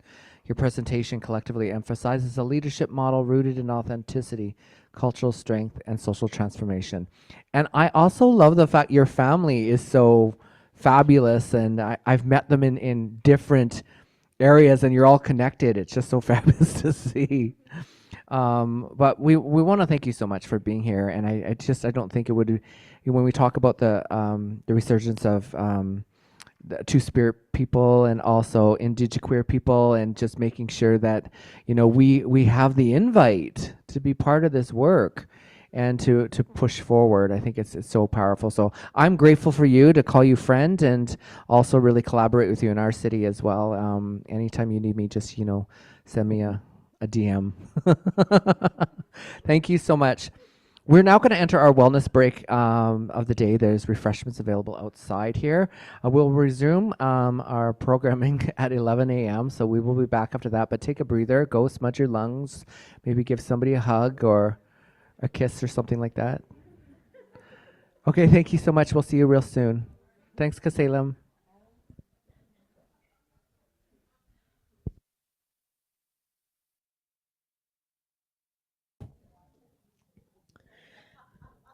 Our next morning address is from the Minister of Public Safety and Solicitor General, the Honorable Gary Begg. And he's not able to be here today, so him and his staff have put together a short video address that's around 4 to 5 minutes, speaking specifically about his mandate, offering a little introduction, and providing an update on the BC government's response to reclaiming power in place, the final report of the National Inquiry into Missing and Murdered Indigenous Women and Girls, and 231 calls for justice, a path forward, priorities and early strategies for BC. As this is a recording, BCAFN staff will record any questions from the audience and then follow up with you personally on your question. So they'll pass the questions over to the Public Safety and Solicitor General department if you have any questions, and then they'll follow up directly with you. We'll watch the video, and then I'll ask if there's any questions from the crowd. And if there is, we'll make sure that we're getting your name and First Nation and contact information, and making sure that we ask about your questions too. So cue the video for Minister Begg. Thank you. Good day, Mr. Speaker and dear friends in Clay Tene territory. I'm Gary Begg, British Columbia's Minister of Public Safety and Solicitor General. It's an honor to bring greetings to the important dialogue session focused on healing, justice, and the empowerment of Indigenous women and 2SLGBTQQIA+ people. The ongoing legacy of colonialism demands our full attention. We must respond with resolve, guided by the calls for justice from the National Inquiry into Missing and Murdered Indigenous Women and Girls. Their voices call on all of us, especially those in positions of authority, to act with integrity, courage, and urgency. On June 3rd, my ministry released the 4th status update on A Path Forward, Priorities and Early Strategies for BC, which is the province's initial response to the calls for justice contained in the final report of the National Inquiry into Missing and Murdered Indigenous Women and Girls. The 2025 status update provides information on the progress that has been made to address the systemic causes of violence against Indigenous women, girls, Two-Spirit and gender diverse people in BC, and highlights key actions that government has taken to continue this important work. These actions are in the area of community-based supports, health and wellness, housing, transportation, connectivity and environment, justice and public safety, and child welfare, early learning, and skills training. On the same day, government also announced a further investment of $5 million in the Path Forward Community Fund. The Path Forward Community Fund was created in 2022 and is managed by the BC Association of Aboriginal Friendship Centres. The fund supports community safety planning and capacity building, and with investments to date of almost $21 million, has supported Indigenous-led projects, that enables communities and organizations to create their own culturally safe solutions to address gender-based violence. Some recently funded projects include the Skidegate Band Council, running a 3-day community workshop on anti-violence, and the North Okanagan Friendship Center, launching a Fathers for Positive Family Growth program. While we have made substantial progress on our commitments since the release of the initial Path Forward in 2021 and creation of the fund in 2022, I recognize there is much more to be done to ensure the safety of Indigenous women, girls, and 2SLGBTQQIA+ people. We must work together with Indigenous partners to realize our shared vision of a province where everyone can live free from fear and violence. As Minister, I remain deeply committed to reconciliation, in action, to justice reforms that center Indigenous leadership, and to building systems rooted in dignity, safety, and truth. Thank you very much.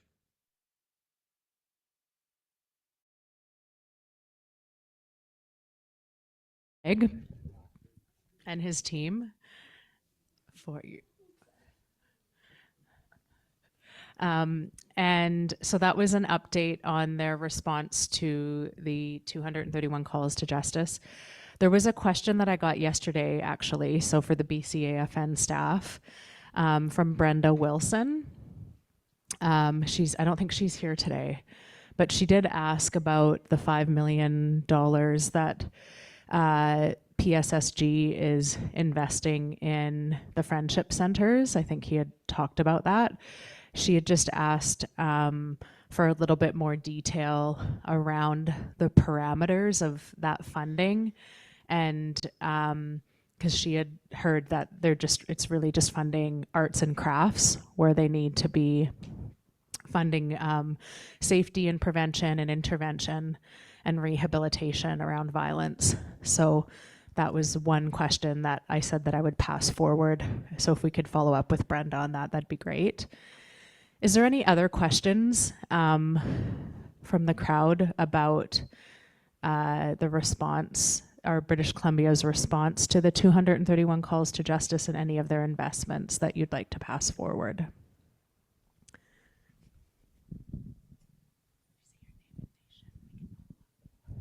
Hi, my name is Leslie Thomas. I'm from Notlay-Watan. My daughter was murdered in 2023 by a guy that was supposed to be on an ankle monitor. He breached his conditions not only once, but twice. I don't know how many times he breached his conditions, but 2 that we know of. He stabbed somebody 8 months prior to murdering my daughter, which led him to go into jail. And then his parents bought his way out. And he was supposed to be monitored. And he wasn't monitored very well.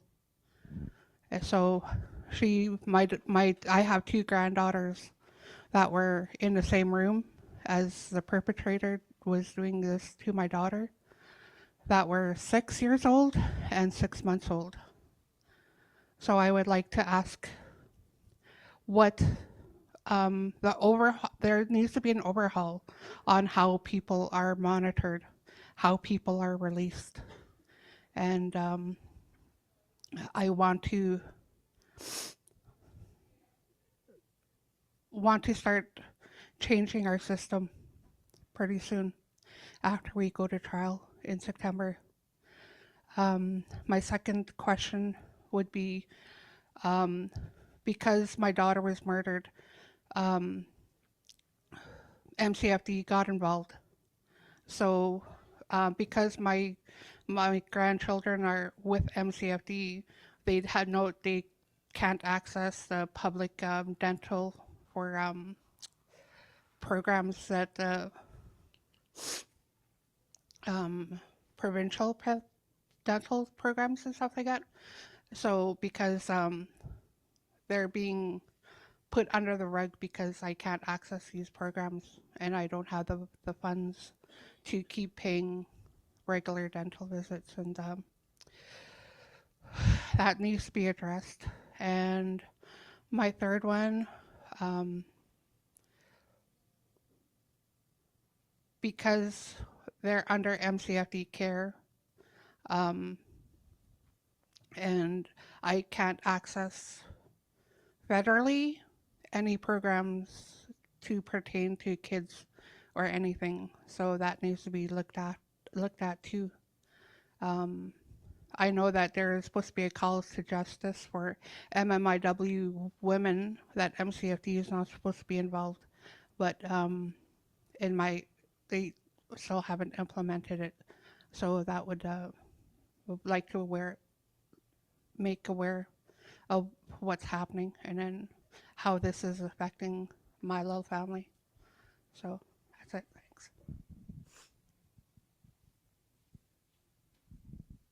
Thank you for sharing that, and I'm really sorry to hear about your loss, and that it sounds like you're not getting the proper support that you need to be able to support your grandkids in this. So I'm really sorry to hear that the system continues to fail you, and I'm hoping that we're able to support you in bringing your questions forward, and that you also have the support that you need to go to trial in September.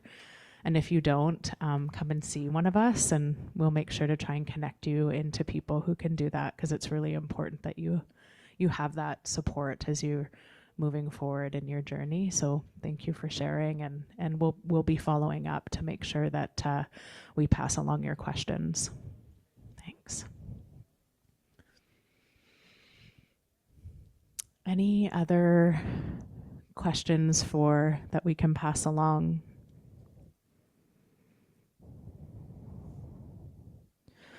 Okay.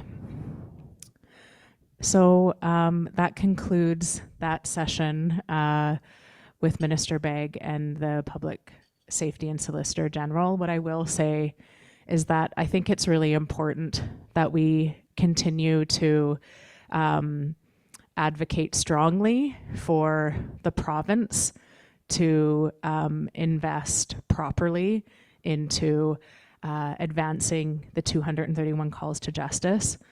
But it's not just a theoretical exercise, the 231 calls to justice. As we heard, this is impacting our families and our communities, and that we need to really be continuing to advocate strongly for our families to get the support that they need, and also for justice to be served and the intervention so that we don't continue to have this national tragedy. And I really don't believe that the province is doing enough. And so will take all of us to stand together to continue to advocate and to hold their feet to the fire for accountability. That it's a 5-minute video sent that I think is I guess I don't need to be diplomatic in this crowd, but I think that more effort needs to be made, and that this is a serious issue that's facing us not only in British Columbia, but across Canada. So I would give the minister and PSSG a fail for their response and for not prioritizing this meeting. So I don't mean that to be disrespectful, but I also want to just name what I'm feeling, and that this needs serious attention. And I have a hand over here as well. Karen and Squachicha. I listened to the presentation, and it had mentioned that the friendship centers receive all this funds for murdered, missing Indigenous women. And they're also receiving funds for shelters. But what happens to the people in the communities? We don't receive these same funds.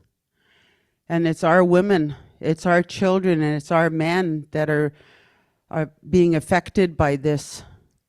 So I think it needs to be readdressed, because we are the ones in our community that are facing the challenges of bringing our people home, and we don't have no supports in place. We don't have a shelter where they can come home to. We don't have anybody that we can go out onto the streets. But yet the friendship centers are receiving all of these funds. I'm not discriminating against the friendship centers. I thank you for what you're doing. However, at the same time, us as Aboriginal people, we should be entitled to the same benefits, because them are our people that they're serving in the rural areas. I see this back home in my own community, in my own nation, that they will not work with us. Our 6 northern Statlium tribes, the Friendship Center refuses to work with us. And the shelters that they are building out of these funds are providing services for people all over the world except for the Statlium people. So I think this needs to be readdressed. We need to be able to have the same types of monies available to put shelters in our own communities. Cookshem. Can you just say your name and nation so that we can follow up? Karen Alec from Statlium Nation. Thank you. Yeah, I agree. I think that it's I don't want to trigger, but I just think it's really important to have these honest conversations, and that $5 million is not a meaningful investment, and that if we know the structures, like to Karen's point, that yes, that will serve the urban community, but our communities like on reserve aren't receiving the same funds. And so there needs to be, that definitely needs to be readdressed. So if we can bring that forward, I think that that's important. Coming over to this side of the room.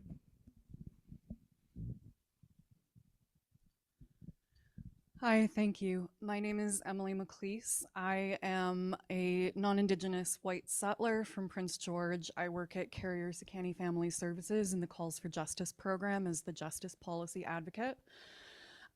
Listening to the minister's message, I am concerned that at this point, the government's response to the calls for justice and MMIWG 2S+, their response is largely focused on throwing very limited funding, as you pointed out, which is not sufficient to address the problem, and giving it to Indigenous organizations to develop their own solutions, their own anti-violence prevention and intervention strategies. And my concern is that the government does not seem to be taking any responsibility for actually implementing legislative and policy changes, the systemic changes that are needed to address these issues. They're throwing money at the problem. They're putting the onus on Indigenous organizations to come up with solutions, and they themselves are not doing anything to advance systemic change. So that is more of a comment than a question. I suppose my question would be, when is the government going to start looking at implementing legislative and policy changes to address these issues, rather than simply providing very limited, insufficient funding to do it? And also I'm concerned that they're not actually taking steps to address the specific 231 calls for justice from the National Inquiry into Missing and Murdered Indigenous Women and Girls. There are calls that are directed at government specifically, at various sectors, and I don't see them actually taking any concrete specific steps towards those. So at Carrier-Sakani, my position is very focused on particularly call 9.2, which is around improving relationships between Indigenous peoples and various actors in the justice system, such as Crown, RCMP. As we all know, there is a long history of issues between those various actors and Indigenous communities. Indigenous peoples and communities do not trust them for very good reason. And the government at this point, from what I have seen, has done nothing to actually make any changes within the justice system to improve those relationships. So my question is, why are they not looking at legislation and policy, and why are they not actually looking at implementing specific calls for justice from the National Inquiry?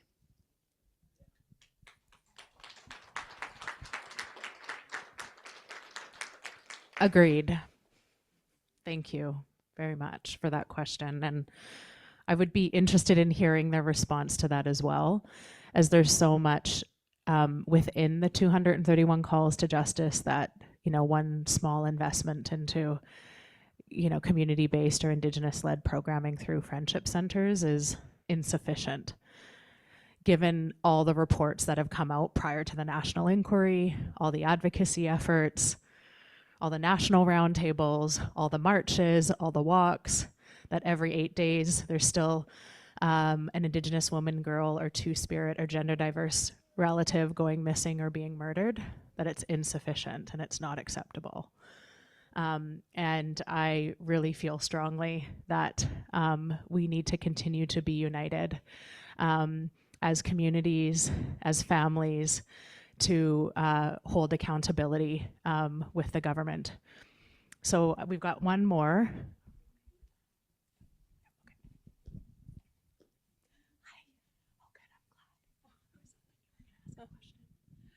Thank you. My name is Gina Edwards. I'm the president of BC Native Women's Association. And my question to Minister Begg is, he was not in Ottawa for the FPTI roundtable for MMIWG, but every other minister was across Canada. He's not here today, so that sends me a clear message on how important Indigenous women, girls, and gender diverse people are to him. So my question to him is, what is it going to take for Indigenous women, girls, and gender diverse people to be important for him to come to these roundtables? And also my next question to him is his report card. Who does he consult with? Who does he ask? Because BC Native Women's is a provincially mandated organization. We weren't asked. There's other Indigenous women's groups in Vancouver and in the north. They weren't asked. It's always the friendship centers. So I want him to be inclusive and transparent on his reporting. Thank you.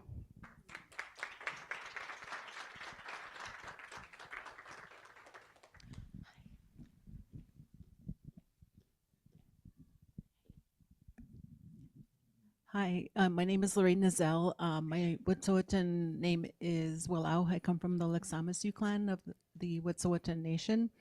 I've been involved with the Indian residential schools programs and connected in with the MMIWG, Indian Day School, Indian Day Scholars. In BC, we have 18 Indian residential schools who have lead communities that are doing work on missing children and unmarked graves. And I just wanted to bring attention to elders that I heard yesterday talk about their experience at residential school and how our children went missing there as well, and how they also need to be included. So I would like to shine a light on that there are, there is some work there and a lot of work, and also shine a light on the fact that, at the provincial level, First Nations Health Authority is almost begging for funding on an annual basis. And we're sunsetting in March, and I'm a little concerned about what happens next. So I just wanted to say that. One thing that I think through the missing children and unmarked graves work that is, I think, a big flag for the lead communities. There's 18 communities in BC that had a residential school, and they're doing the work of research and searching and interviewing people.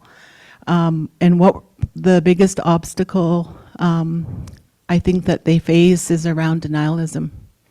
Denialism is real, and sitting in this room for 2 days, it feels like it exists in this platform as well. The denialism of the reality that all of you face on a day-to-day basis. So there's some work coming out around basically naming this as denialism and also naming it as racism. Denialism is racism. So it feels like a really racist way of being dealt with. We'll throw, a little bit of money your way, 5 million, but oh, by the way, it only goes to urban organizations. And I've heard loud and clear that the need for support in communities is very necessary and the resources are very limited, and we're still waiting for calls to action. But yeah, I think that this is a form of denialism that we're experiencing, and that is racism. So that's just a point I wanted to make.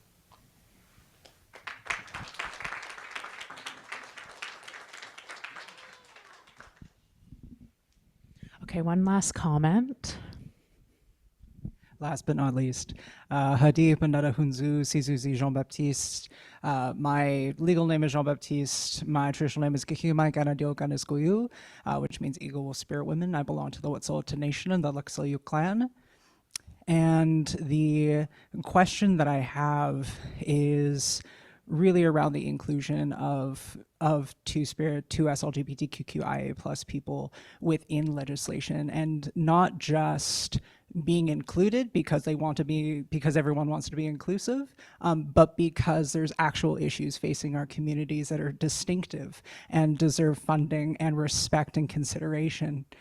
We know currently within Canada that specifically for trans, two-spirit, and gender diverse people, that access to healthcare is under attack, specifically in Alberta, in the Maritimes, Nova Scotia. We know that there's attacks against youth who are trying to access equitable education opportunities within our school districts and within our school systems, let alone the queer youth who exist who are currently living in MCFD, current adoptees, etc. And even within the work of MMIW G2S+, we still know that trans women are still being denied access to women-specific services. We know that non-binary youth aren't able to access a lot of the services as well because they exist outside of a binary, which, we see this lateral violence within our communities, and there isn't a lot of support or funding to help the systems that we have to support really our next generation. Being two-spirit and gender diverse is not new. We are as old as the soil. We have existed for as long as Indigenous people have, but we are still the second thought of the second thought, so the question that I have is not only when we think about inclusion, are we inviting the people who also need to be heard, not for the sake of inclusion, but are we actually doing this because we have the idea of welcoming everyone into our communities? So I think, much like someone in the back had said, this isn't necessarily a question, maybe a bit more of a statement, but I think it's more a reflection of how is it that we can do better? How is it that we need to include everyone in our communities because we deserve it, not just because there's a human rights protection that says we also need to have gender inclusivity. Masi.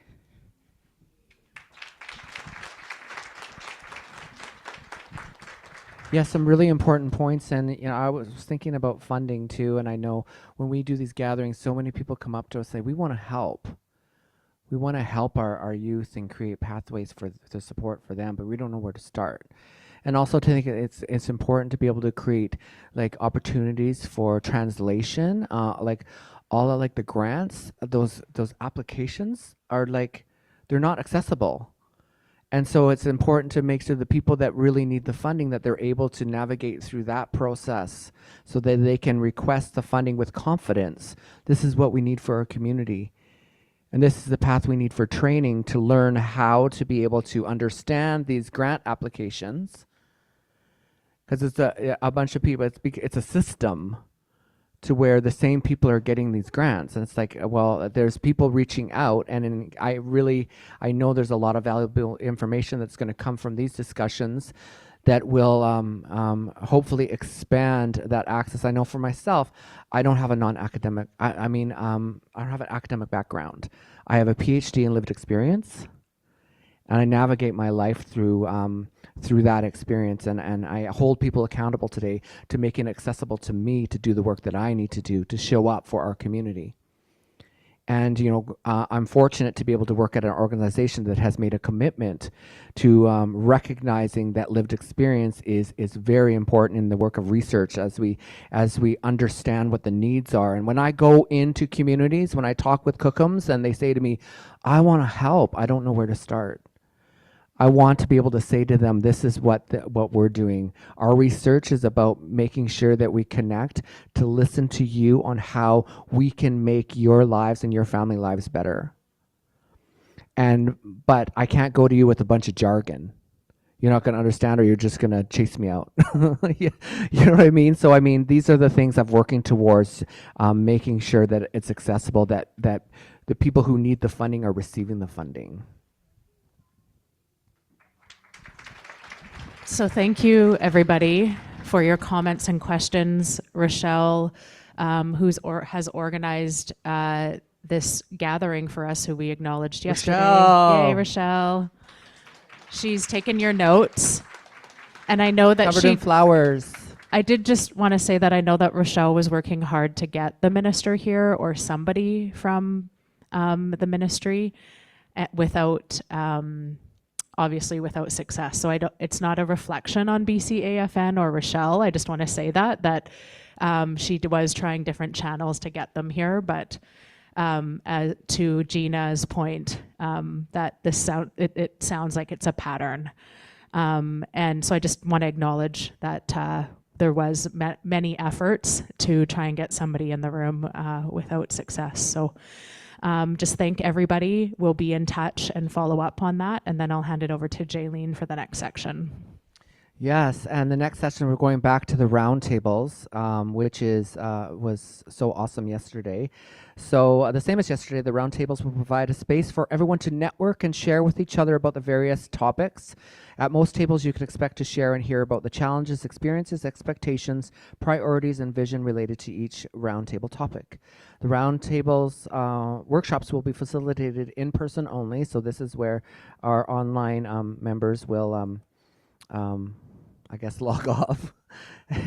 When you do select a table, each roundtable facilitator will provide welcome to the table with a personal introduction, roundtable introductions, and then I'm going to turn the page, provide and present their topic, and later move into an activity, which can involve a section of questions. We anticipate to move through each roundtable 40 minutes per roundtable from start to finish. Chairs will remind participants of the 40-minute mark and call for participants to move tables each 40-minute section. So that's up to us. We'll do that. We go ding, ding, ding, 3-minute warning, stuff like that.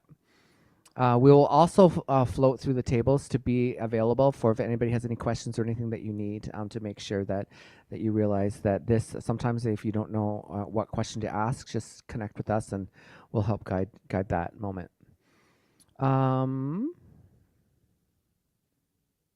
Okay, so a reminder, we do ask everyone to ensure that they say their name, their First Nation and/or organization before they contribute during the dialogue session. This will help ensure our note takers know who is speaking and can be aligned with consent forms later. Notes may be taken by BCAFN staff or group members. So on the tables there are little listings of what the, let's see, I'm just looking for them right now.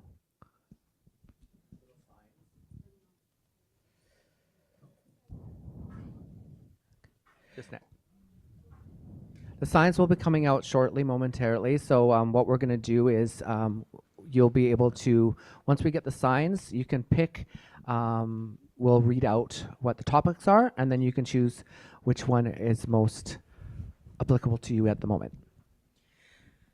So they're the same topics as yesterday, but I think we only had an opportunity to do 3 roundtables yesterday. So today, you have the opportunity to, I think, visit 3 more with the time that we have left together. So we'll do 1 before lunch, and then break for lunch, and then come back, and we have time for 2 other roundtables after that before we wrap up for the day. So the roundtable topics are They are discussing an alert system for missing children with disabilities, developing concepts for BCAFN Women's Council and 2SLGBTQQIA plus Council, low carbon just transition rights-based and transportation needs of First Nation women, girls, and 2SLGBTQQI plus people, climate and emergency readiness for First Nation women, girls, and 2SLGBTQQIA plus people, applying FNGBA plus lens to improve impact benefit agreement to benefit First Nation women, girls, and 2S people, missing murdered Indigenous women, girls, Two-Spirit plus legislation, and land, bodies, and power, ending violence linked to man camps and resource extraction. And I just want to let people know that the First Nation Justice Council table, the one that Jaylene just read out, the land, bodies, and power, ending violence linked to man camps and resource extraction, their roundtable is going to happen. They're set up by the vendors. You've probably walked by them. They're set up at the vendors, and that's where they're going to host their roundtable today, is out near the vendors. So if you are feeling called to go to that one, make sure that you know that it's at the vendors. And the rest of the 6 roundtables will be in here. The signs are starting to come out. So as yesterday, you'll see them. We've got a couple of them coming out here. So the 6 roundtables will be spread out. So just again, taking a moment before we move to look at your program, look at, there's a description underneath of each of the 7, and then choosing your roundtable to go to. So you'll have 3 roundtables that you're able to visit today with the time that we have. We will have 40 minutes, so we'll probably take us till around like 12:15, and then we'll break for an hour for lunch. And if you're a facilitator, if you could raise your hand right now so people know where to go. Amazing. And we've got some more signs going out, and then we will get everybody into your tables.